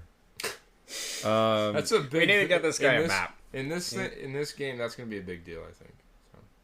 Okay, well, tell us more. Well, I mean, start us off. We got the Ravens at home. We just saw what happened to the Seahawks when they went into that bird cage. So. Wow. So for me. Looking at this game, if the Browns end up winning this, we're all going to be singing Deshaun Watson Watson's praises, aren't we? No, I don't. Or do you think it would be a defensive battle where the Here's my hot take: wins? PJ Walker's and Lamar does. I don't think I'm probably never going to sing about Deshaun Watson. I'm just saying that's the only. Or Lamar just has a bad game against the Browns defense. Is Deshaun better than Geno? I know what K-Dog's answer. He's looking over there. I honestly don't know. I honestly might say yes. No. But I got the Ravens in this game. I'll just... That's a pretty good comp, I would say, at this point this season. Jesus. You got the Ravens, you said? Got the Ravens. Okay. I actually decided to go Browns here. No, you didn't. I did. What? Hold on. I don't really have a... if you ask me, okay, how is that going to play out? Honestly, I don't really know. But these are two. I told you how these are two of the best defenses in the NFL. I believe the Ravens are number 1 in points per game, and the Browns are number 3. So that's why the 37 points. That's why the point total is so low. These defenses are so good. They've already played this year. The Ravens blew them out. I just think it's going to be... So what changes? Especially now that they're at home. I just think... I know this isn't a good reason, but it's just the NFL. I think this happens as a divisional game. Yeah, they've split games the past 2 years. So let's make it a third. I think... I mean, the Browns are a good team, and with that defense, they can... I mean, you saw what they did to the 49ers. They stay close to the Seahawks. The Ravens, they only beat the Cardinals by 7 points 2 weeks ago. So I just think it's one of those weird. I just think it's going to be a weird outcome. I agree. Okay, well, you picked the Ravens, so you don't agree. Well, I get why he's doing it, is all. Okay, so you don't agree though. Can we admit I agree why he's doing it. You can't agree to why he doesn't make any sense, because then you'd pick it. I'm going Ravens in this one. I agree the Browns have a great defense. Do I think they're that much better than the Ravens defense? No. Do I think the Ravens have a much better defense than the Browns? Yes. So I think that slight difference in offense is what ultimately leads the Ravens to win this. I do think it's going to be a big stink fest because both these teams have great defenses and great run games, but I think the run D's for both run D's nuts. They're not going to be really. Oh man, they're just going to have a hard time running. It's going to be a tough game on offense for both sides. I honestly think this is going to be a snoozer, but Ravens all the way on this one. So. After that, we're moving over to the 49ers versus the Jaguars. This game is in Jacksonville. It is a 3-point favorite for the Niners with an over-under 46. I can just kick us off on this one. The 49ers are coming off a bye, which I think plays some sort of role to help them. The Jaguars are also coming off a bye, though. So really, does that matter? Probably not. Yeah. The fact that they both are coming off byes. The Jaguars are hot as any team can be right now. Similar to like the Vikings, similar to the Bengals. Jaguars have been looking good. The 49ers should be getting Debo back, which I think will play a big role. How big? Tough to say. I'm just going with my gut. I'm picking the undercat in this one. I'm picking the Jaguars. I just think they're going to keep rolling. Okay. Wow. I totally thought you were going to pick the Niners. Me too, yeah. Because that's what I'm doing. Okay? I'm not going to explain why. No. I think the Jags, man, they are a good team, but what really good defenses have they played and beat, Niners, we know how good that defense can be. And I think they're going to show up after a bye. Purdy, he was out there farming. I don't know if you saw some of those videos. He got some time to relax, kind of reset his mind. He was farming. He was driving a combine. I've seen 2 videos from bye weeks. One is Brock Purdy driving that combine. The other one is AJ Dillon driving it in Farm Simulator. In Farm Simulator, yeah. I don't know. How did he do after the bye? I'm not really not sure. good. I can't remember. He's been horrible all season. But you could He's argue probably playing too much Farm Simulator. Maybe, yeah. Well, there's never too much Farm Simulator, but. Well, we're talking about too much Farm Simulator right now. We're talking and too much Call of Duty. Okay, I think I lost my train of thought because this Farm Simulator. All right, you picked the Niners. Let's move on. All right, go ahead. You said Brock Purdy's coming out of the bye. Yeah. Do you think he's? I mean, you were shitting on him last week. You said he wasn't top 12. You said he's not good. You still got McCaffrey. You guys were calling the 49ers frauds. So what? Now we're back on the 49ers train? Are you contradicting yourself? What's going on here, Koop? How does this make any sense? I don't think you listened to the last episode because I wasn't that hard on him. I was in the last episode. I wasn't that hard on him. Okay. Well, you said that he was not a top 12 QB. That's fine. I don't care. Has T-Law been a top 12? Yeah. But, no. He's been like... Go ahead and make your pick, K-Dog. He's been 12. I kind of agree with that. I have the 49ers as well. Oh, you do? I didn't realize the Jaguars were coming off a bye too, to be honest. But I just think the 49ers, they dropped 3 straight. Yeah. They've probably been hearing the hype is kind of gone, It is. And I think they're kind of playing with a chip on their shoulder now. Man, you guys love that they have to prove themselves. They've been thinking about it for 2 weeks when this game kicks off. They're like, everyone's writing us off.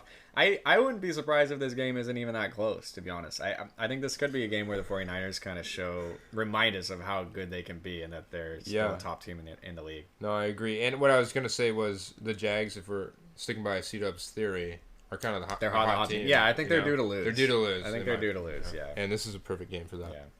And I agree with you too. They are kind of unproven. They did beat the Bills.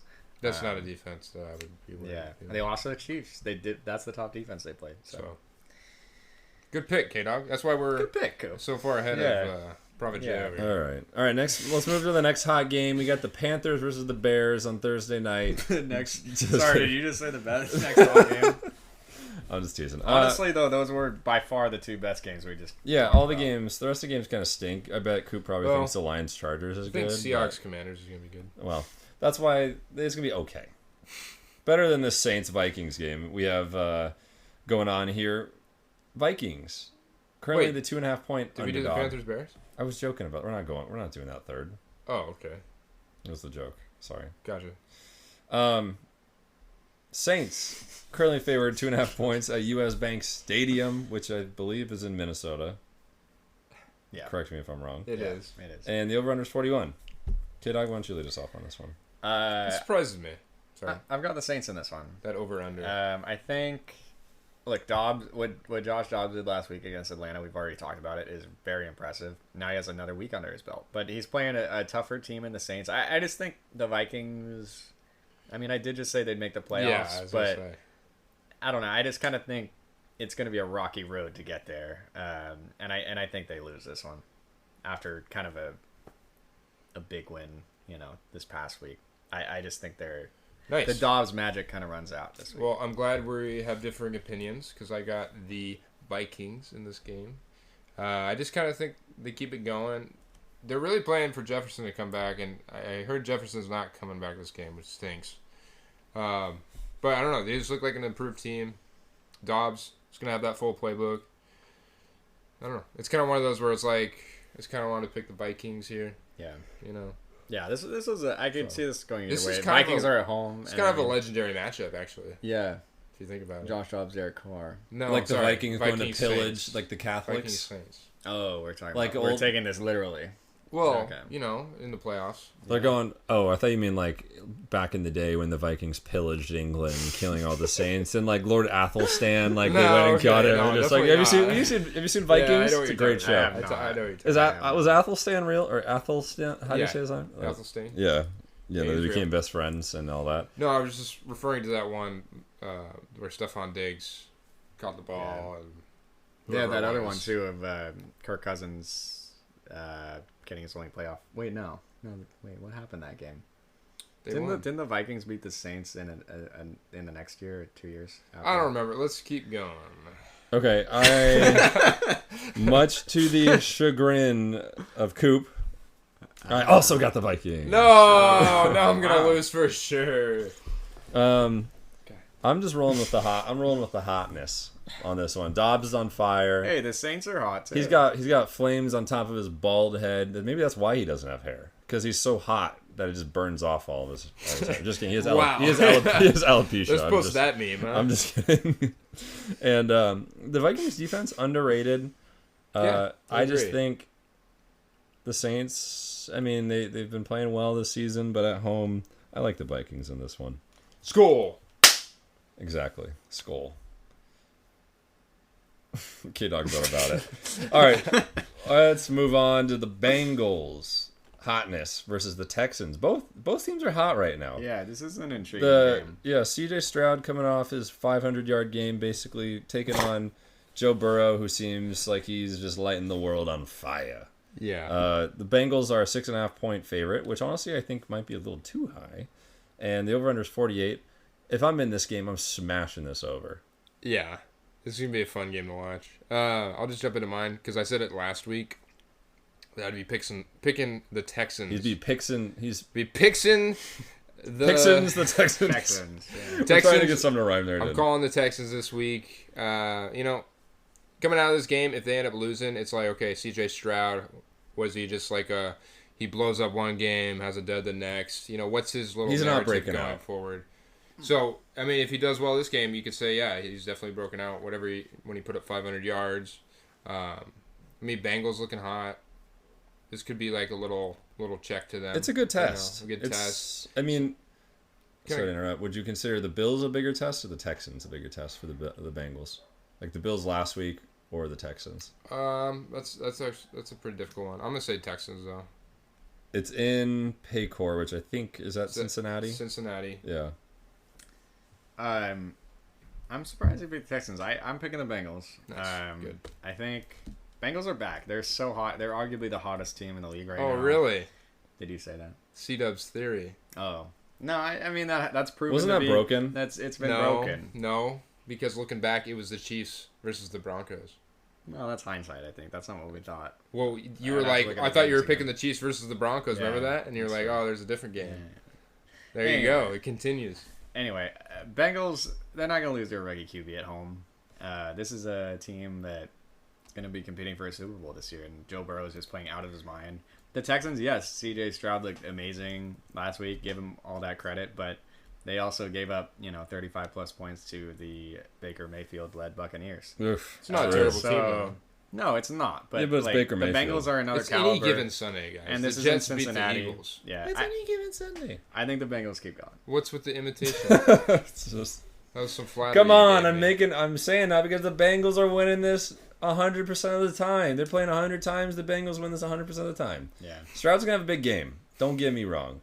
Joe Burr, he's gonna show why he's the real number one. He was the number one. He's everything that Stroud wishes he could be. I'm just saying, with how much Stroud popped this last week, you really think that this next week is going to be his? I mean, he's been kind of hot. He's been kind of hot. The narrative after is going to be like. To me, it doesn't matter. There's 52 other players playing, and I know. it doesn't. And the Bengals are clearly a superior team. So I will give you that. They are superior. Well, technically there's 10 other players playing at once. Yeah, sure. But I think this week it's like that 2 out of 10 times, they beat them. Sure. No, I already said 100. They would win. All right, he's Prophet J. 0 That's right. And he has the worst pick'em record. So well, Bengals got this one.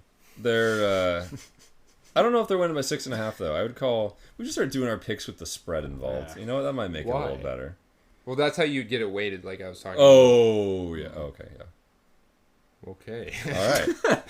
I was pretty enthusiastic. Let's go with the Let's go to the Lions and Chargers. Who Coop's got the Chargers on this one? Yeah. This is Lions are 2.5 point favorite. This is happening in SoFi. This is happening in Cali, LA, baby. Over under is 48.5. So Vegas is saying let's get a showdown. Let's get an offensive bombing happening. I'll start with this one. I think it's a pretty cut and dry Detroit win. Shout out all you Detroit fans listening. Vegas thinks it's pretty close. I don't. I mean this Detroit Lions defense, they're roaring all season. Hutchinson. He's looking good. He's been fine. Chargers, just this defense is awful, and I just think that they don't match up well. It doesn't matter what Lions running back starts; they're gonna have a big day. Whether it be Montgomery, whether it be Gibbs, whether it be Craig frickin' Reynolds, they're gonna have a big day. Goff and Amon-Ra are gonna destroy this Chargers defense. So, cool.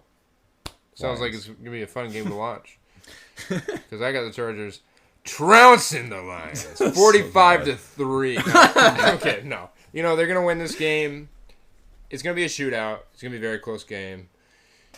It always is something like that. I don't know, but I can understand why you're picking the Lions. Yeah, they look like the better team. But I think the Chargers, if they're gonna make the playoffs, in my reality, they're gonna have to win a game like this. Guess best time to do it at home, right? Well, they're at home. I think. Like Prophet Jay was saying earlier, their defense just wasn't clicking. They got those players. And maybe this Jets game was one where it's like, hey, it's an easier opponent. Let's kind of use this as a way to come together, click, work on our stuff.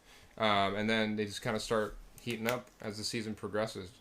And this could be that game where it's like, hey, Chargers actually do have a decent D now. I mean, how many defenses have we seen start to turn it on? You got the Vikings. They weren't very good early on. Yeah, there's been quite a few of them that caught fire. And the Chargers beat the Vikings in that defense, So, same group of people. They just were able to turn it on. K-Dog? Ho-ho? Yeah, it just continues to amaze me how you just keep sticking with the Chargers. Like, the Chargers are, I'll put it simply, are just not very good. And, it seems like they should be... But they're not. And I'm not convinced. You guys are saying it's a shootout. I'm not really convinced about that. The Chargers offense isn't that great. They have not performed well against good defenses this year. Let me give you a recap. Jets. Okay, Jets sucked. Are elite. Cowboys, their offense sucked. The Jets game was an anomaly. No, it's not, because the Jets, the Cowboys... They literally didn't have to have an offense to win. Look, the Jets, the Cowboys, the Chiefs, the 3 top defenses that they played, they haven't done anything those 3 games. And now they're playing the Lions, who are the 5th best defense in the league. Do you think the Dolphins are never going to beat a team that has a good defense? Do you think you're just going to get shut out for that? I think there's a big difference between the Chargers offense and the Dolphins. Why? Okay, offense. You still have Justin Herbert, you still have Keenan Allen, you still have Austin Eckler. Yeah, on paper they're great, but they haven't performed that way. So. Okay, so you think teams are just going to not there's no way for them to click and have, some sort of advancement. I mean, they haven't done it. They haven't done it. Well, and you got to do it to have done it. Look, even if let's say the Chargers offense does have a good day, there's a big discrepancy on the other side of the ball where the Lions still have the number 2 offense in the league and the Chargers have a bottom 5 defense. So there's just too big of a discrepancy there. The Lions are the better team. Do they really have the number 2 offense in the league? They do. That's kind of wild to me. In terms of points, yeah. Wow. You know what I'm going to say? Let's just let them play out on the field, and we'll come back next week. Yeah. Come back into the gauntlet. Yeah, let's move into a different gauntlet. This one's happening in Seattle. We got the Hawks versus the Commanders. The Hawks, absolutely, marvelously the point favorite here. 6.5 points, a touchdown basically. Over under 45.5. Anyone feel strongly about this one? This is a game that we must win. That if we lose... I have a lot of questions. This is a game we should win. We're burning it down if we lose. And I'm going to be very disappointed in our team if we lose. So So I'm picking the Seahawks. So that does not happen. Wow, I don't even know what to say to that. This guy has lost all faith. No, I haven't. I'm saying we could beat these guys. Yeah, I should beat these guys. You guys were hinting that I would pick the Commanders this game, and you absolutely are. No, I'm not. I'm picking the Seahawks. I don't think the Commanders have what it takes to win Seattle. Maybe if this was a road game for the Hawks, I could see it going the other way. But I just think the Seahawks at home. I did forget that advantage. This is the game they should win. I don't think the Commanders have what it takes. Do we think Howell's throwing over 300 yards this game? I think he's throwing over 3 picks. 300 yards. I could see both, honestly. 300 yards. That's kind of what the Jameis Winston does. 3 tutties, 3 picks. The Jameis Winston. Yards. Yeah. Jameis. Well, let me tell you something. I see Geno Smith throwing over 500 yards this game. Not actually, right, but I'm gonna write down this Hawks for you. the Hawks are winning this one. I mean, yeah, there's serious question marks about this team. Like you might as well just if we lose this game, let's just burn it all down. Get rid of Geno. Yeah. Get rid of Kenny Walker. Get rid of Pete Carroll. Get rid of Charbonnet. Get rid of Witherspoon. Get rid of Bobby freaking Wagner. Just get rid of our owner.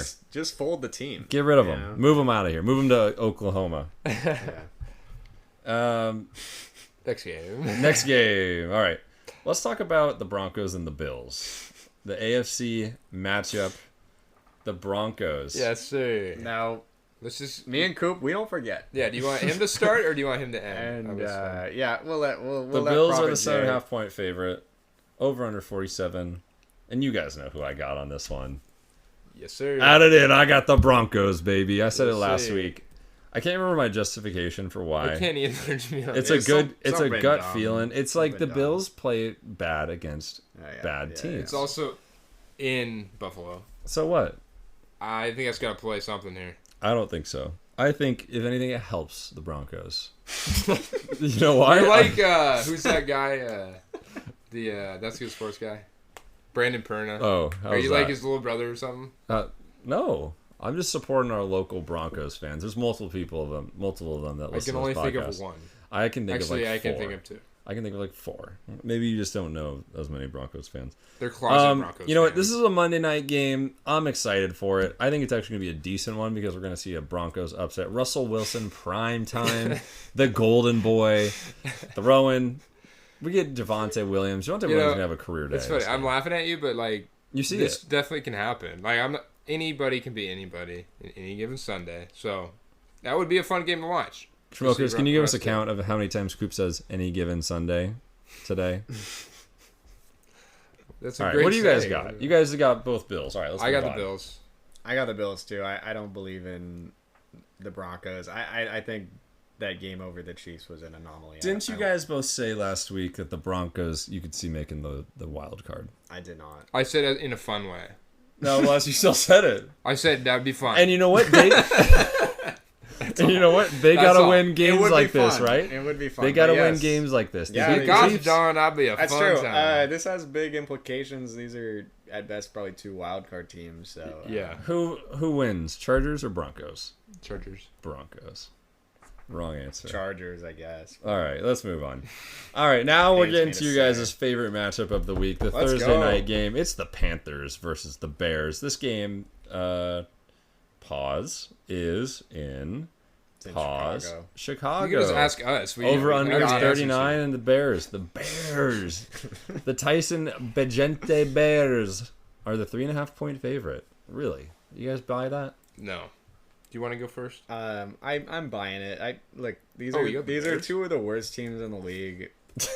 What are you gonna do? The Bears are at home. Vegas is telling me they're gonna win by 3.5, so I'll trust them. How do we get this game as Thursday night? Does Amazon just buy all the shit games? Well, I think they think do. Think about in another realm. It's their way in. Think about another realm where Justin Fields had a great year. I still think it's a garbage game against Bryce Young, who had a great rookie season so far. There's a world where it could have been a good game. Bezos was betting on something. I'm the prophet, and in all of my dimensions, I don't see that happening. No. Yeah. Well, yeah. Anyways, hypothetically, so you got the Bears? I do. All right, I've got the Panthers. I said earlier, I was like, I don't think I'll be picking the Panthers any other time of the season. I didn't realize what was to come. Didn't take you long, yeah. But So the Panthers actually have, or the Bears have the Panthers' first round pick. So if the Bears win, they would get a worse pick because they would have this. Have the first 2 picks. So if they're tied 2 and 7, then they can get 1 and 2. Sure. In that situation. So that's why the Panthers are going to win, because the Bears are going to lose themselves. You know what I mean? I hear what you're saying, but the players don't give a shit about those draft picks. I know, but coaches do. The Bears might win in spite of that. I doubt it. That is kind of a Bear thing to do. But also, Panthers defense actually hasn't been terrible. Bagente doesn't look like the dude. I know everybody was saying he would be. You know who doesn't look like the dude? Bryce Young. He just threw 2 pick sixes. You don't think he's a caliber player that could flip it around and have a good game? It is the Bears defense. Name one good game he's had this year. You can't. Beat the Texans? You can't. That was not a good game. It was like 15-13. Okay. He started out decent against the Dolphins. I don't know what his stat line started off. See? Well, I don't know. That's because I don't know. It's got to happen once for it to ever happen. This could totally be it. Well, it's not happening this week because I got the Bears. All right. Let's go on to the Colts versus the Patriots. This game's not in New England. It's in Germany. It's in Germany. Oh, this is the stanky game. I looked at the game and I'm like, I'm pretty sure the Colts Stadium's in Lucas Oil. I was real confused with this. Well, that adds a layer to this. Are you guys waking up to watch this? No. Yeah, probably. No, you're not. 6:30, watching the Colts play the Patriots. Probably. Mac Jones, who you just clowned on. I just like watching football. Gardner Minshew. I have people in this game. Gardner Minshew, he kind of looks German, doesn't he? What is that supposed to mean? He's in his hometown, You going to say something about his stash or something? No, I'm just saying he kind of looks German. So, I think Gardner Minshew's going to ball out this game. So you got the Colts. And I think the Patriots defense is super sus. Ever since they lost my defensive rookie of the year, Christian Gonzalez, they just have been on a downward spiral. So, yeah, I got the Colts in this one. Yeah, I'm going to keep it super simple. I got the Colts. Patriots just, I think somebody was onto something when they said that Belichick just wants to go get Caleb Williams. And who said that? Was it you? I don't know. Prophet Jay? Wasn't me? And I think that's what he wants. He's the mastermind. He's playing 4D chess out here, He's playing 6D chess. He doesn't care that he's actually losing. So you got the Colts as well? I do. I'm picking the Patriots. Oh. It's like a drug you can't stop. It's like me and the Chargers, isn't it? It's like, it's just I don't know when to stop. And this is a game where it's like, I can see a world where the Patriots should win this game. It's kind of a gross matchup, this... You might be right. There was a world when this was the game of the year, Peyton Manning going against Tom Brady. Yeah. We are not in that world anymore. You want to know why you're right? Why is that? Because this is in Germany. Offenses always are ass. The Colts have been having a really good offense. Yeah, their offense Patriots is the key. have not, so they're used to playing in a game like this. They love these games. They have the advantage here. It's like they're playing in Germany. No, hold on. You know who would be the one guy to break that? Gardner Minshew, dude. Because he's just the wild card. He's the X Factor. You can't have thought of this. He kind of looks German. Yeah. You can't. He does. What do you have to say? Dude, Gardner Minshew is just like breaks any standards, norms. Look at the guy. Yeah. He's probably still sleeping on the floor. Okay. I don't know if I want to talk about this one a whole lot. Packers, Steelers. I got the Steelers. Yeah, I got the Steelers and another ugly win. I got the Steelers. It's at home. Don't pick against them at home. I'll tell you that much. Yeah, did you do that? Especially against... Did it last week. Especially against a bad team. How many picks does Jordan Love throw in this game? I'm calling 3. I'm going to say 2. I'd say 2. And how many touchdowns is he throwing? 5. Pickett's going to go off trying to keep up with Love. And he's going to get a last... minute touchdown to make it. Speaking of Pickett, I'm sure you guys already saw. Did you see that C.J. Stroud already has more passing touchdowns than Kenny Pickett does? Not surprised, but I didn't know that. In 13 less games. wow, okay. Yeah, I thought you meant this year. I was like, no, in their careers. That's crazy. I'm not surprised by that, but hey, good for Stroud. Let's go to the Titans versus the Buccaneers. So the Titans, what are they? Are they the underdog on this one, fellas? I can tell you they it's are not. In Tampa. They are. They're the 1-point underdog. It's in Tampa Bay. This is going to be a close one. This is Will Levis again to start. Yeah. Yeah. What do you guys think? The point, it's only a 1-point spread, so. Yeah, no, it could go either way. I got the Buccaneers here. As much as I want Will Levis to do well, and I think he will in the future, he doesn't have a lot of confidence from his coach. Did you hear about that? Vrabel was just... You were just gassing up Levis. No, Vrabel was, talking smack about him. Wasn't impressed. All that stuff. I just don't think they're coaching well enough to allow him to win in this game. They're not calling the plays right. He's not being able to scramble around like I think, should. So, Buccaneers are going to take it. I have the Titans here. I'm going to trust Will Levis has kind of another big game, similar to what we saw 2 weeks ago. I think the Titans they have a superior coach. They're just a better run team. I don't know. I mean, it is a pick 'em. You said they're 1-point underdogs. I mean, it's a tough one to pick, but I'll go Titans. Yeah, I agree. This is a tough one to pick. I mean, the Titans rely so heavily on their run offense, and the Bucs, the one thing they're really great at is their run defense, right? Yeah. So you think the Bucs match up well. That's true. With all that being said, though, I am taking the Titans in this one. Oh my God. And that's because Will Levis is going to ball out. Would you saw what CJ Stroud did to the Bucs defense? He's had a little more time in the NFL. He torched them. They've had the same exact amount of time. Will Levis and CJ Stroud, they played the same amount of games. They are both rookies. They played the same amount of games. No, you said they've been in the league the same amount of time. You would be the type of person to do that. DeAndre Hopkins, 2 tutties incoming. Is that your Shmokin Hot Take? Kyle Phillips, 1 touchdown. No. Nice. No. Well, I won't say anymore. But anyways, no, I got the Titans. I think Will Levis is gonna continue the air raid against the Bucs. He's gonna be launching cannonballs back at the pirate ship. All right, let's continue. Be sick of these guys. Let's all right, move on. Come on, man. I'm giving the visuals. He's like Luffy out here, man. All right, let's go to the Falcons versus the Cardinals. The battle of the Burbs. Falcons, the 1.5-point favorite in Arizona with a 42.5 over/under. Yeah, I mean Kyler Murray's first game back, right? I don't care. I'm going Falcons. I do care. Going Cardinals. Okay. I double do care. I'm going Cardinals. Okay. Let's get it. Falcons been stanky. I think we're gonna see a little bit of a little script here, a little script writing. They're working overtime, getting Kyler Murray back involved. They're trying to get Arthur Smith fired. Yeah, absolutely. Let's go to the next one. Giants versus the Cowboys, the NFC East matchup. This one's an easy one. I got the Giants in a blowout.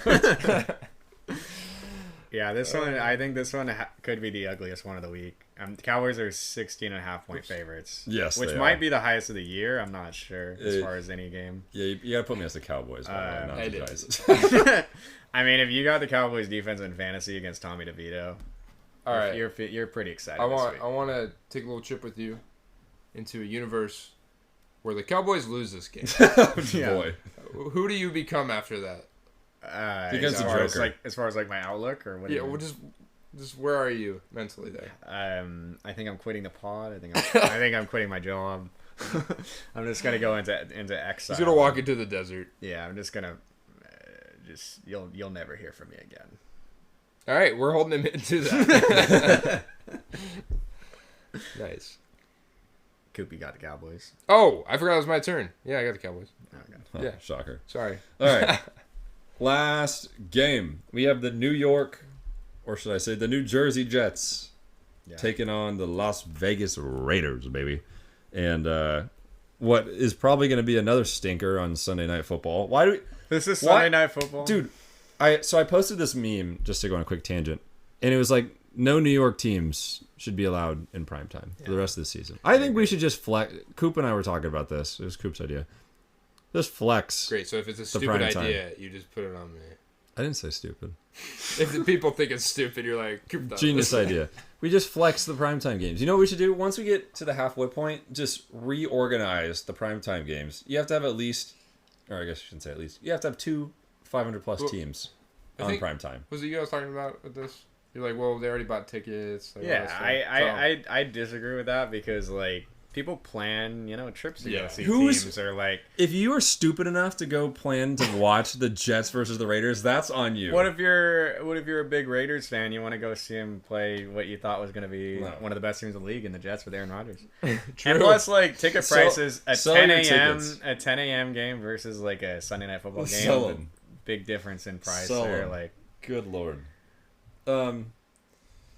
Yeah, so this is an over-under of 36. Jets are actually the favorite right now. Really? By a point. So That it's basically surprised me. even. It doesn't surprise me because I got the New Jersey Jets, baby. Oh, are you serious? I'm flying with the Jets as well. Oh man, I literally wrote all of us for Raiders on this. Why? Why are you so confident? I'm just Why do you hate it's the in Jets? Las Why do you hate the Vegas. Jets so much? Raiders played really well last week. They've got this new motivation in them. The coaches are gone, the shackles are loose, the weight's off my shoulders. Let's go ball out. They got the formula. Josh Jacobs running the ball. You still got Devontae Adams. You still got Jacoby Myers. You still got Crosby on defense.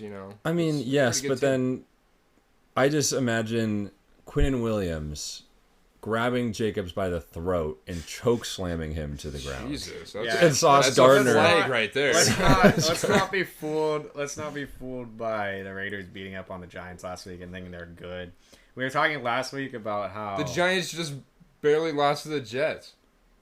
that was just That's not- neither team is good. Game, but Okay. hold on. Let me say one thing.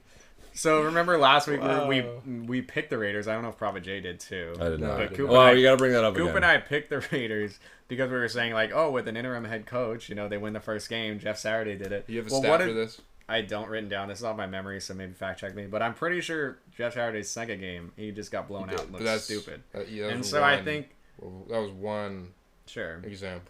sure. But I think whatever that magic is with the first game goes away, and then you have the Raiders who are just a mediocre team going against one of the best defenses. Why is that a mediocre team? AOC. How are they not a mediocre team? So how is They're Zach 4 and Wilson 5. any better than? It's the You defense. really I'm think not the Jets arguing should- Zach Wilson. They have a top defense, which has carried them to wins over the Bills. You think that's over going to the continue to be enough? Going Yes. forward? against the Raiders. It has yes. to Okay, be. that's gonna. It has They to literally be. have to score from the defense. That's not true. No, they don't. They have Brees Hall. They got The Raiders Garrett Wilson. defense. The Raiders defense is hot They garbage. can Zach score Wilson had- enough. If No, they no. score 20 points, they win this Dude, game. the Raiders defense is trash other than All Crosby. right, we'll see it next week. Let's talk about it next. Any week. given Sunday. You're the one that said it. All right, let's go to the power rankings. We got a little feisty. Let's get out of here, Yeah. please. K-Dog, lead us off. Oh, okay. Well, I just want to start off by saying I have a new team on this list, Wow. which means that one team had to fly away. Yeah, And that would by be, Hawks. That would You be said the, you'd do it. That would be the Seahawks. It's fine. Ugly loss. I would still put them probably top 12. So 11 or 12, but I had to take them out. That's fair. So number 10, I have the Dolphins going down 3 spots. Wow. That's really Number fun. 9, I got the Bills going down 6 spots. I had been at number 3 last week. Yeah, I looked at that. I was like, what am I, questionable. I was like, We what am I literally doing? I know you were guys gave me asking you shit this. about it. I know. So I'm done with that. I mean, they're still a top 10 team, but yeah, I'm done with that. I admit I was wrong. Number 8, I got the 49ers. Number 7, I got the Cowboys, moving up 2 spots. Number 6, I got the Bengals. So brand new to this list, and they're number 6. Thank God. You could even argue We're they should- overdue. I know it is overdue. I should have, but it's just I didn't know who to take out. You could argue I have them at 6. You could argue they should be even higher than that. I'm curious what you guys have them at. Number 5, I got the Lions. Number 4, the Chiefs. Number 3, the Jaguars. Number 2, the Ravens, moving up 2 spots, and then I'm keeping the Eagles at number 1. I like it. That's a pretty solid list. Made up for some correction or from Yeah, I some, feel like this some is like stuff what we last had week. last week. Shut up. Jordan and I. Or, sorry, Prophet J and I. Oh, no. Who's Jordan? All right, my turn. So, at number 10, I got the Seahawks. So, Oof. they definitely 4 had to spots. fall. Who's yeah, 4 not spots. in? Who do you don't have the Bills? So you I have the don't- Seahawks over the Bills. Is that right? That's correct there, K-Dog. I got the Bills falling out, running away. The Bills were chased off by the It Hunters. is until further notice. They're not on my top 10. Number 9, I got the Cowboys staying at the same spot. Number 8, 49ers, unchanged. Number 7, Dolphins fall 3 spots. And at number 6, I think this is the first time I've ever had them on my list. Got the Bengals. Hallelujah. Hey. So yeah, Welcome to the light. They definitely jumped up here, but they're losing to the Texans, so they're gonna be back down. Off the list next week.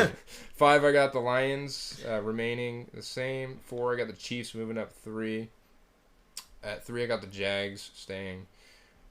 2, got the Ravens, same spot. And number 1, I got the Eagles, same spot. Man, I didn't realize you guys were so high on the Jags. So we have the same top Even though 6. you guys just called them to lose. Or you did. Did you? You called the I Niners. did. You called them both to lose. I did. Even though you guys got them at 3. Those things happen.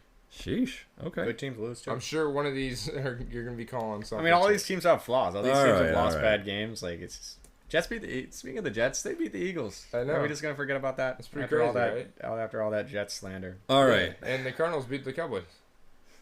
Prepare Robert for J, some, you were gonna say something. prepare for some big changes as I read through this list. Oh, reactionary, huh? No. It's not reactionary. All right. At number 10, I'm welcoming a team back to the top 10. Do you guys know who it is? Browns. No, it's not the Browns. It's the boys. Okay, Even after an Thank L, you. I didn't even know they were off your top 10. even after an L, I put them back on because I really thought they played well against the Eagles. And, like, it was a close game. It makes sense. They deserve to be in the top 10. I don't think they ever should have left.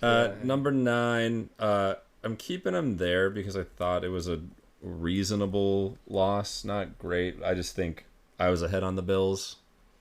On the Bengals. And that's why the Bills... Wait, your Bengals are at 9? No, I got the Bills at 9. Oh, dog. I'm keeping them there. You gotta toss them. 8, I got the Niners. They moved up 2 spots. It's really just the product of other teams losing, such as the Hawks, who I dropped from my top 10. Whoa. Wow. And that's strictly because our offense is hot trash. Yeah. It's so bad.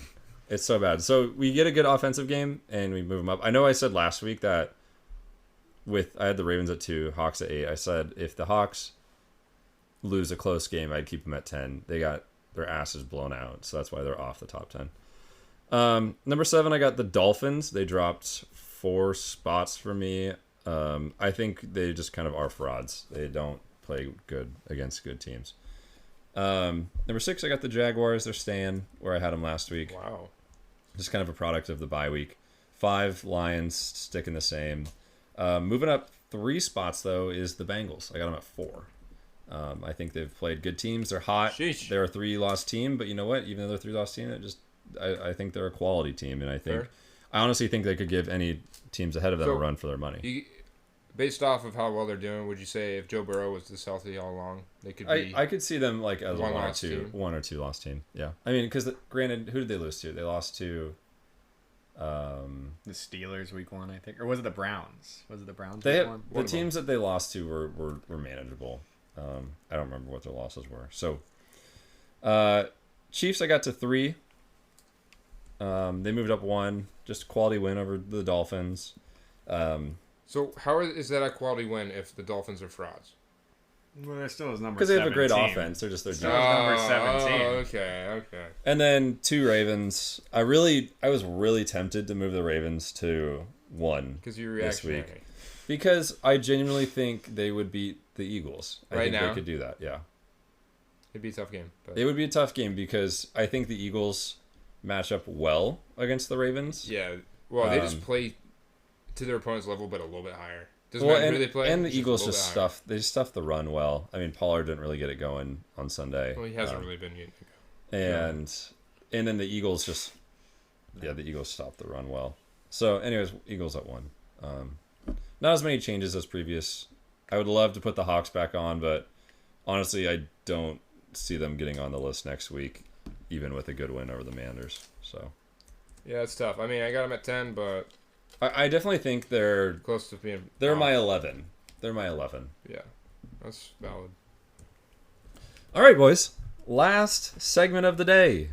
Oh yeah, it's your Shmokin Hot Take of the week.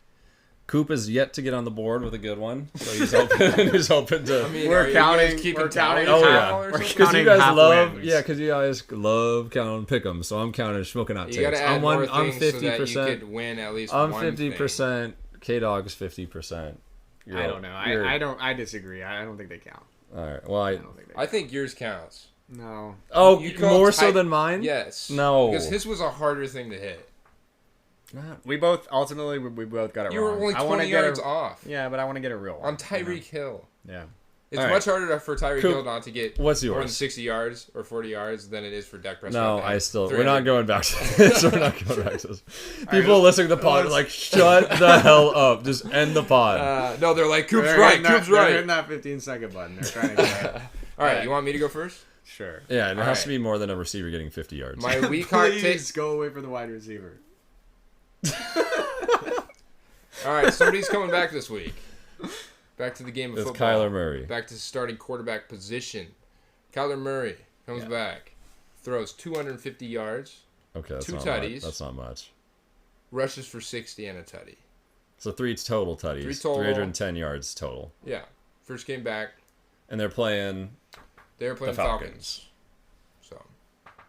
Okay. That's where I'm at with this. I feel like that's a coffin hot. Actually, that would be worse than Shmokin Hot. That's like, that's fine. Do you think it's hot? First game back. Yeah, but it's a Falcons, so, Whatever. It's like... I can never make you guys happy with anything I do. All right. No, I get it. I mean, rushes for 60 yards and a touchdown. Oh, so a rushing touchdown and 2 passing touchdowns? Okay. That's right. Yeah, it's hot. It's hot. I take it back. Thank I'm sorry. you. Well, I'm sorry. I kind of think it's... I'm sorry. You're as cold as ice. I think it's going to happen. I'll add that to mine. Okay, mine... Jesus. So Cowboys cornerback, I mentioned this last week, that Deron Bland leads the league with 3 pick sixes. Okay. I'm predicting he gets a 4th this game. Pick 6? Yes, which would tie an NFL record for most in a single season. They're playing the Giants, though. And they're playing the Giants, yes. So Sorry. that plays into it. But yes, that's my pick. Oh. I mean, I feel like that's not hot at all. For a player to get a pick 6. I mean, I called it earlier in the season. Like 95% of defensive players don't do that all year, probably. You're right. It's hot, but it's like... It's attainable. Very attainable. Not very attainable, but attainable. Well, that's the thing about these. If you hit them, they're not hot. No. Right? No, that's not true. We just have to hit a certain threshold. What do you think? Do you think it's You not look hot like enough? the Logic, You're With those glasses. Have you ever known puzzled. that? Have you ever heard that? Yeah. No, I haven't. I You don't look wear like these Logic. out. I just wear them If you change your hair a little bit, yeah, you would. Just go bald. Just shave it. Yeah. Yeah. Smokers, let me know if I look like Logic. Even though you don't know what I look like. It's from the sound of my voice. Do I think it's hot? It's kind of like Koop's, where it's kind of just... A player, Nah. a specific player to get a pick It feels- 6 in one game. Yeah. Are you guys what? That makes no I mean, sense. we're counting against That a makes bum. no sense. Like, I have the same odds of throwing a pick 6 as Tommy DeVito. Okay, like, yes, we've come down from Aiden Hutchinson having 3 sacks and 4 fumble and a pick 6. Yes, we've come down from that, but still, it's like incredibly I mean, unlikely. stay in the flames, K-Dog. You were hot. Oh You had a my hot one God. last week and it almost hit. Stay in the flames. I want to hear. All right, you Let's bump it how up. about this week? We're Bump gonna, it up to 2 pick let's, sixes. on a no. What? We should post these on Instagram, guys. Let us know if we're not being hot enough, because I just. What is yours, problem? What is yours? All right. Go ahead. I'm staying in the flames with the QBs. All right, ready? I already kind of alluded to it earlier. Who do you guys think I'm talking about? I don't care. Well, I'm not going to tell Just you. tell us. It's Will Levis, baby. Will Levis. I would have said Russell Wilson. 300 yards and 3 tutties. Specifically, 2 of them to Derrick Henry. He's throwing 2 touchdowns to Derrick Henry. Oh yeah. Does he ever get received? And Yes, Derrick Henry he does. also throws a touchdown. Are you I haven't saying added that. No, I'm not doing Okay. that. I was gonna give you shit until you said 2 to Derrick Henry. So. Yeah. that it wasn't hot enough? Yeah. Okay. Yeah. All right, Smokers, you let us know who's hot, who's hottest, and also who's most likely to hit. What made you think of that? I don't know. Well, CJ Stroud destroyed the Bucks last Yeah, week. And he so- threw 2 touchdowns to Devin Singletary doing it. No, he didn't. Exactly. So why would you think? Because Derrick Henry's way more involved in the Fair enough. passing game. He does get a lot of screen passes. Yes, So. thank you. He does. It's I would like, love that. I got him on my dynasty. I know. I was like, oh, freaking Koop would love this if this happened. Thank you. Maybe I'm the Thinking of script it. writer. All right. All right, Smokers. That's it for us today for the... This is episode 15. Can you believe it? 14. Is it? I think it's 15. I have it labeled I think wrong. it's 15 too. Episode 15 you guys let us know what you think. Make sure to give us a follow, like, rating, and all that good stuff on Spotify. That's what we care about the most. If you have to do one, do Spotify. That's right. And check out the Twitter. It's popping. Check out the Instagram. And buy some merch if you like us that much. just let us know what you think. If you see us in person, let us know what takes you liked. Say, what takes you're so stupid. And yeah, I guess we'll be back after another crazy week of football.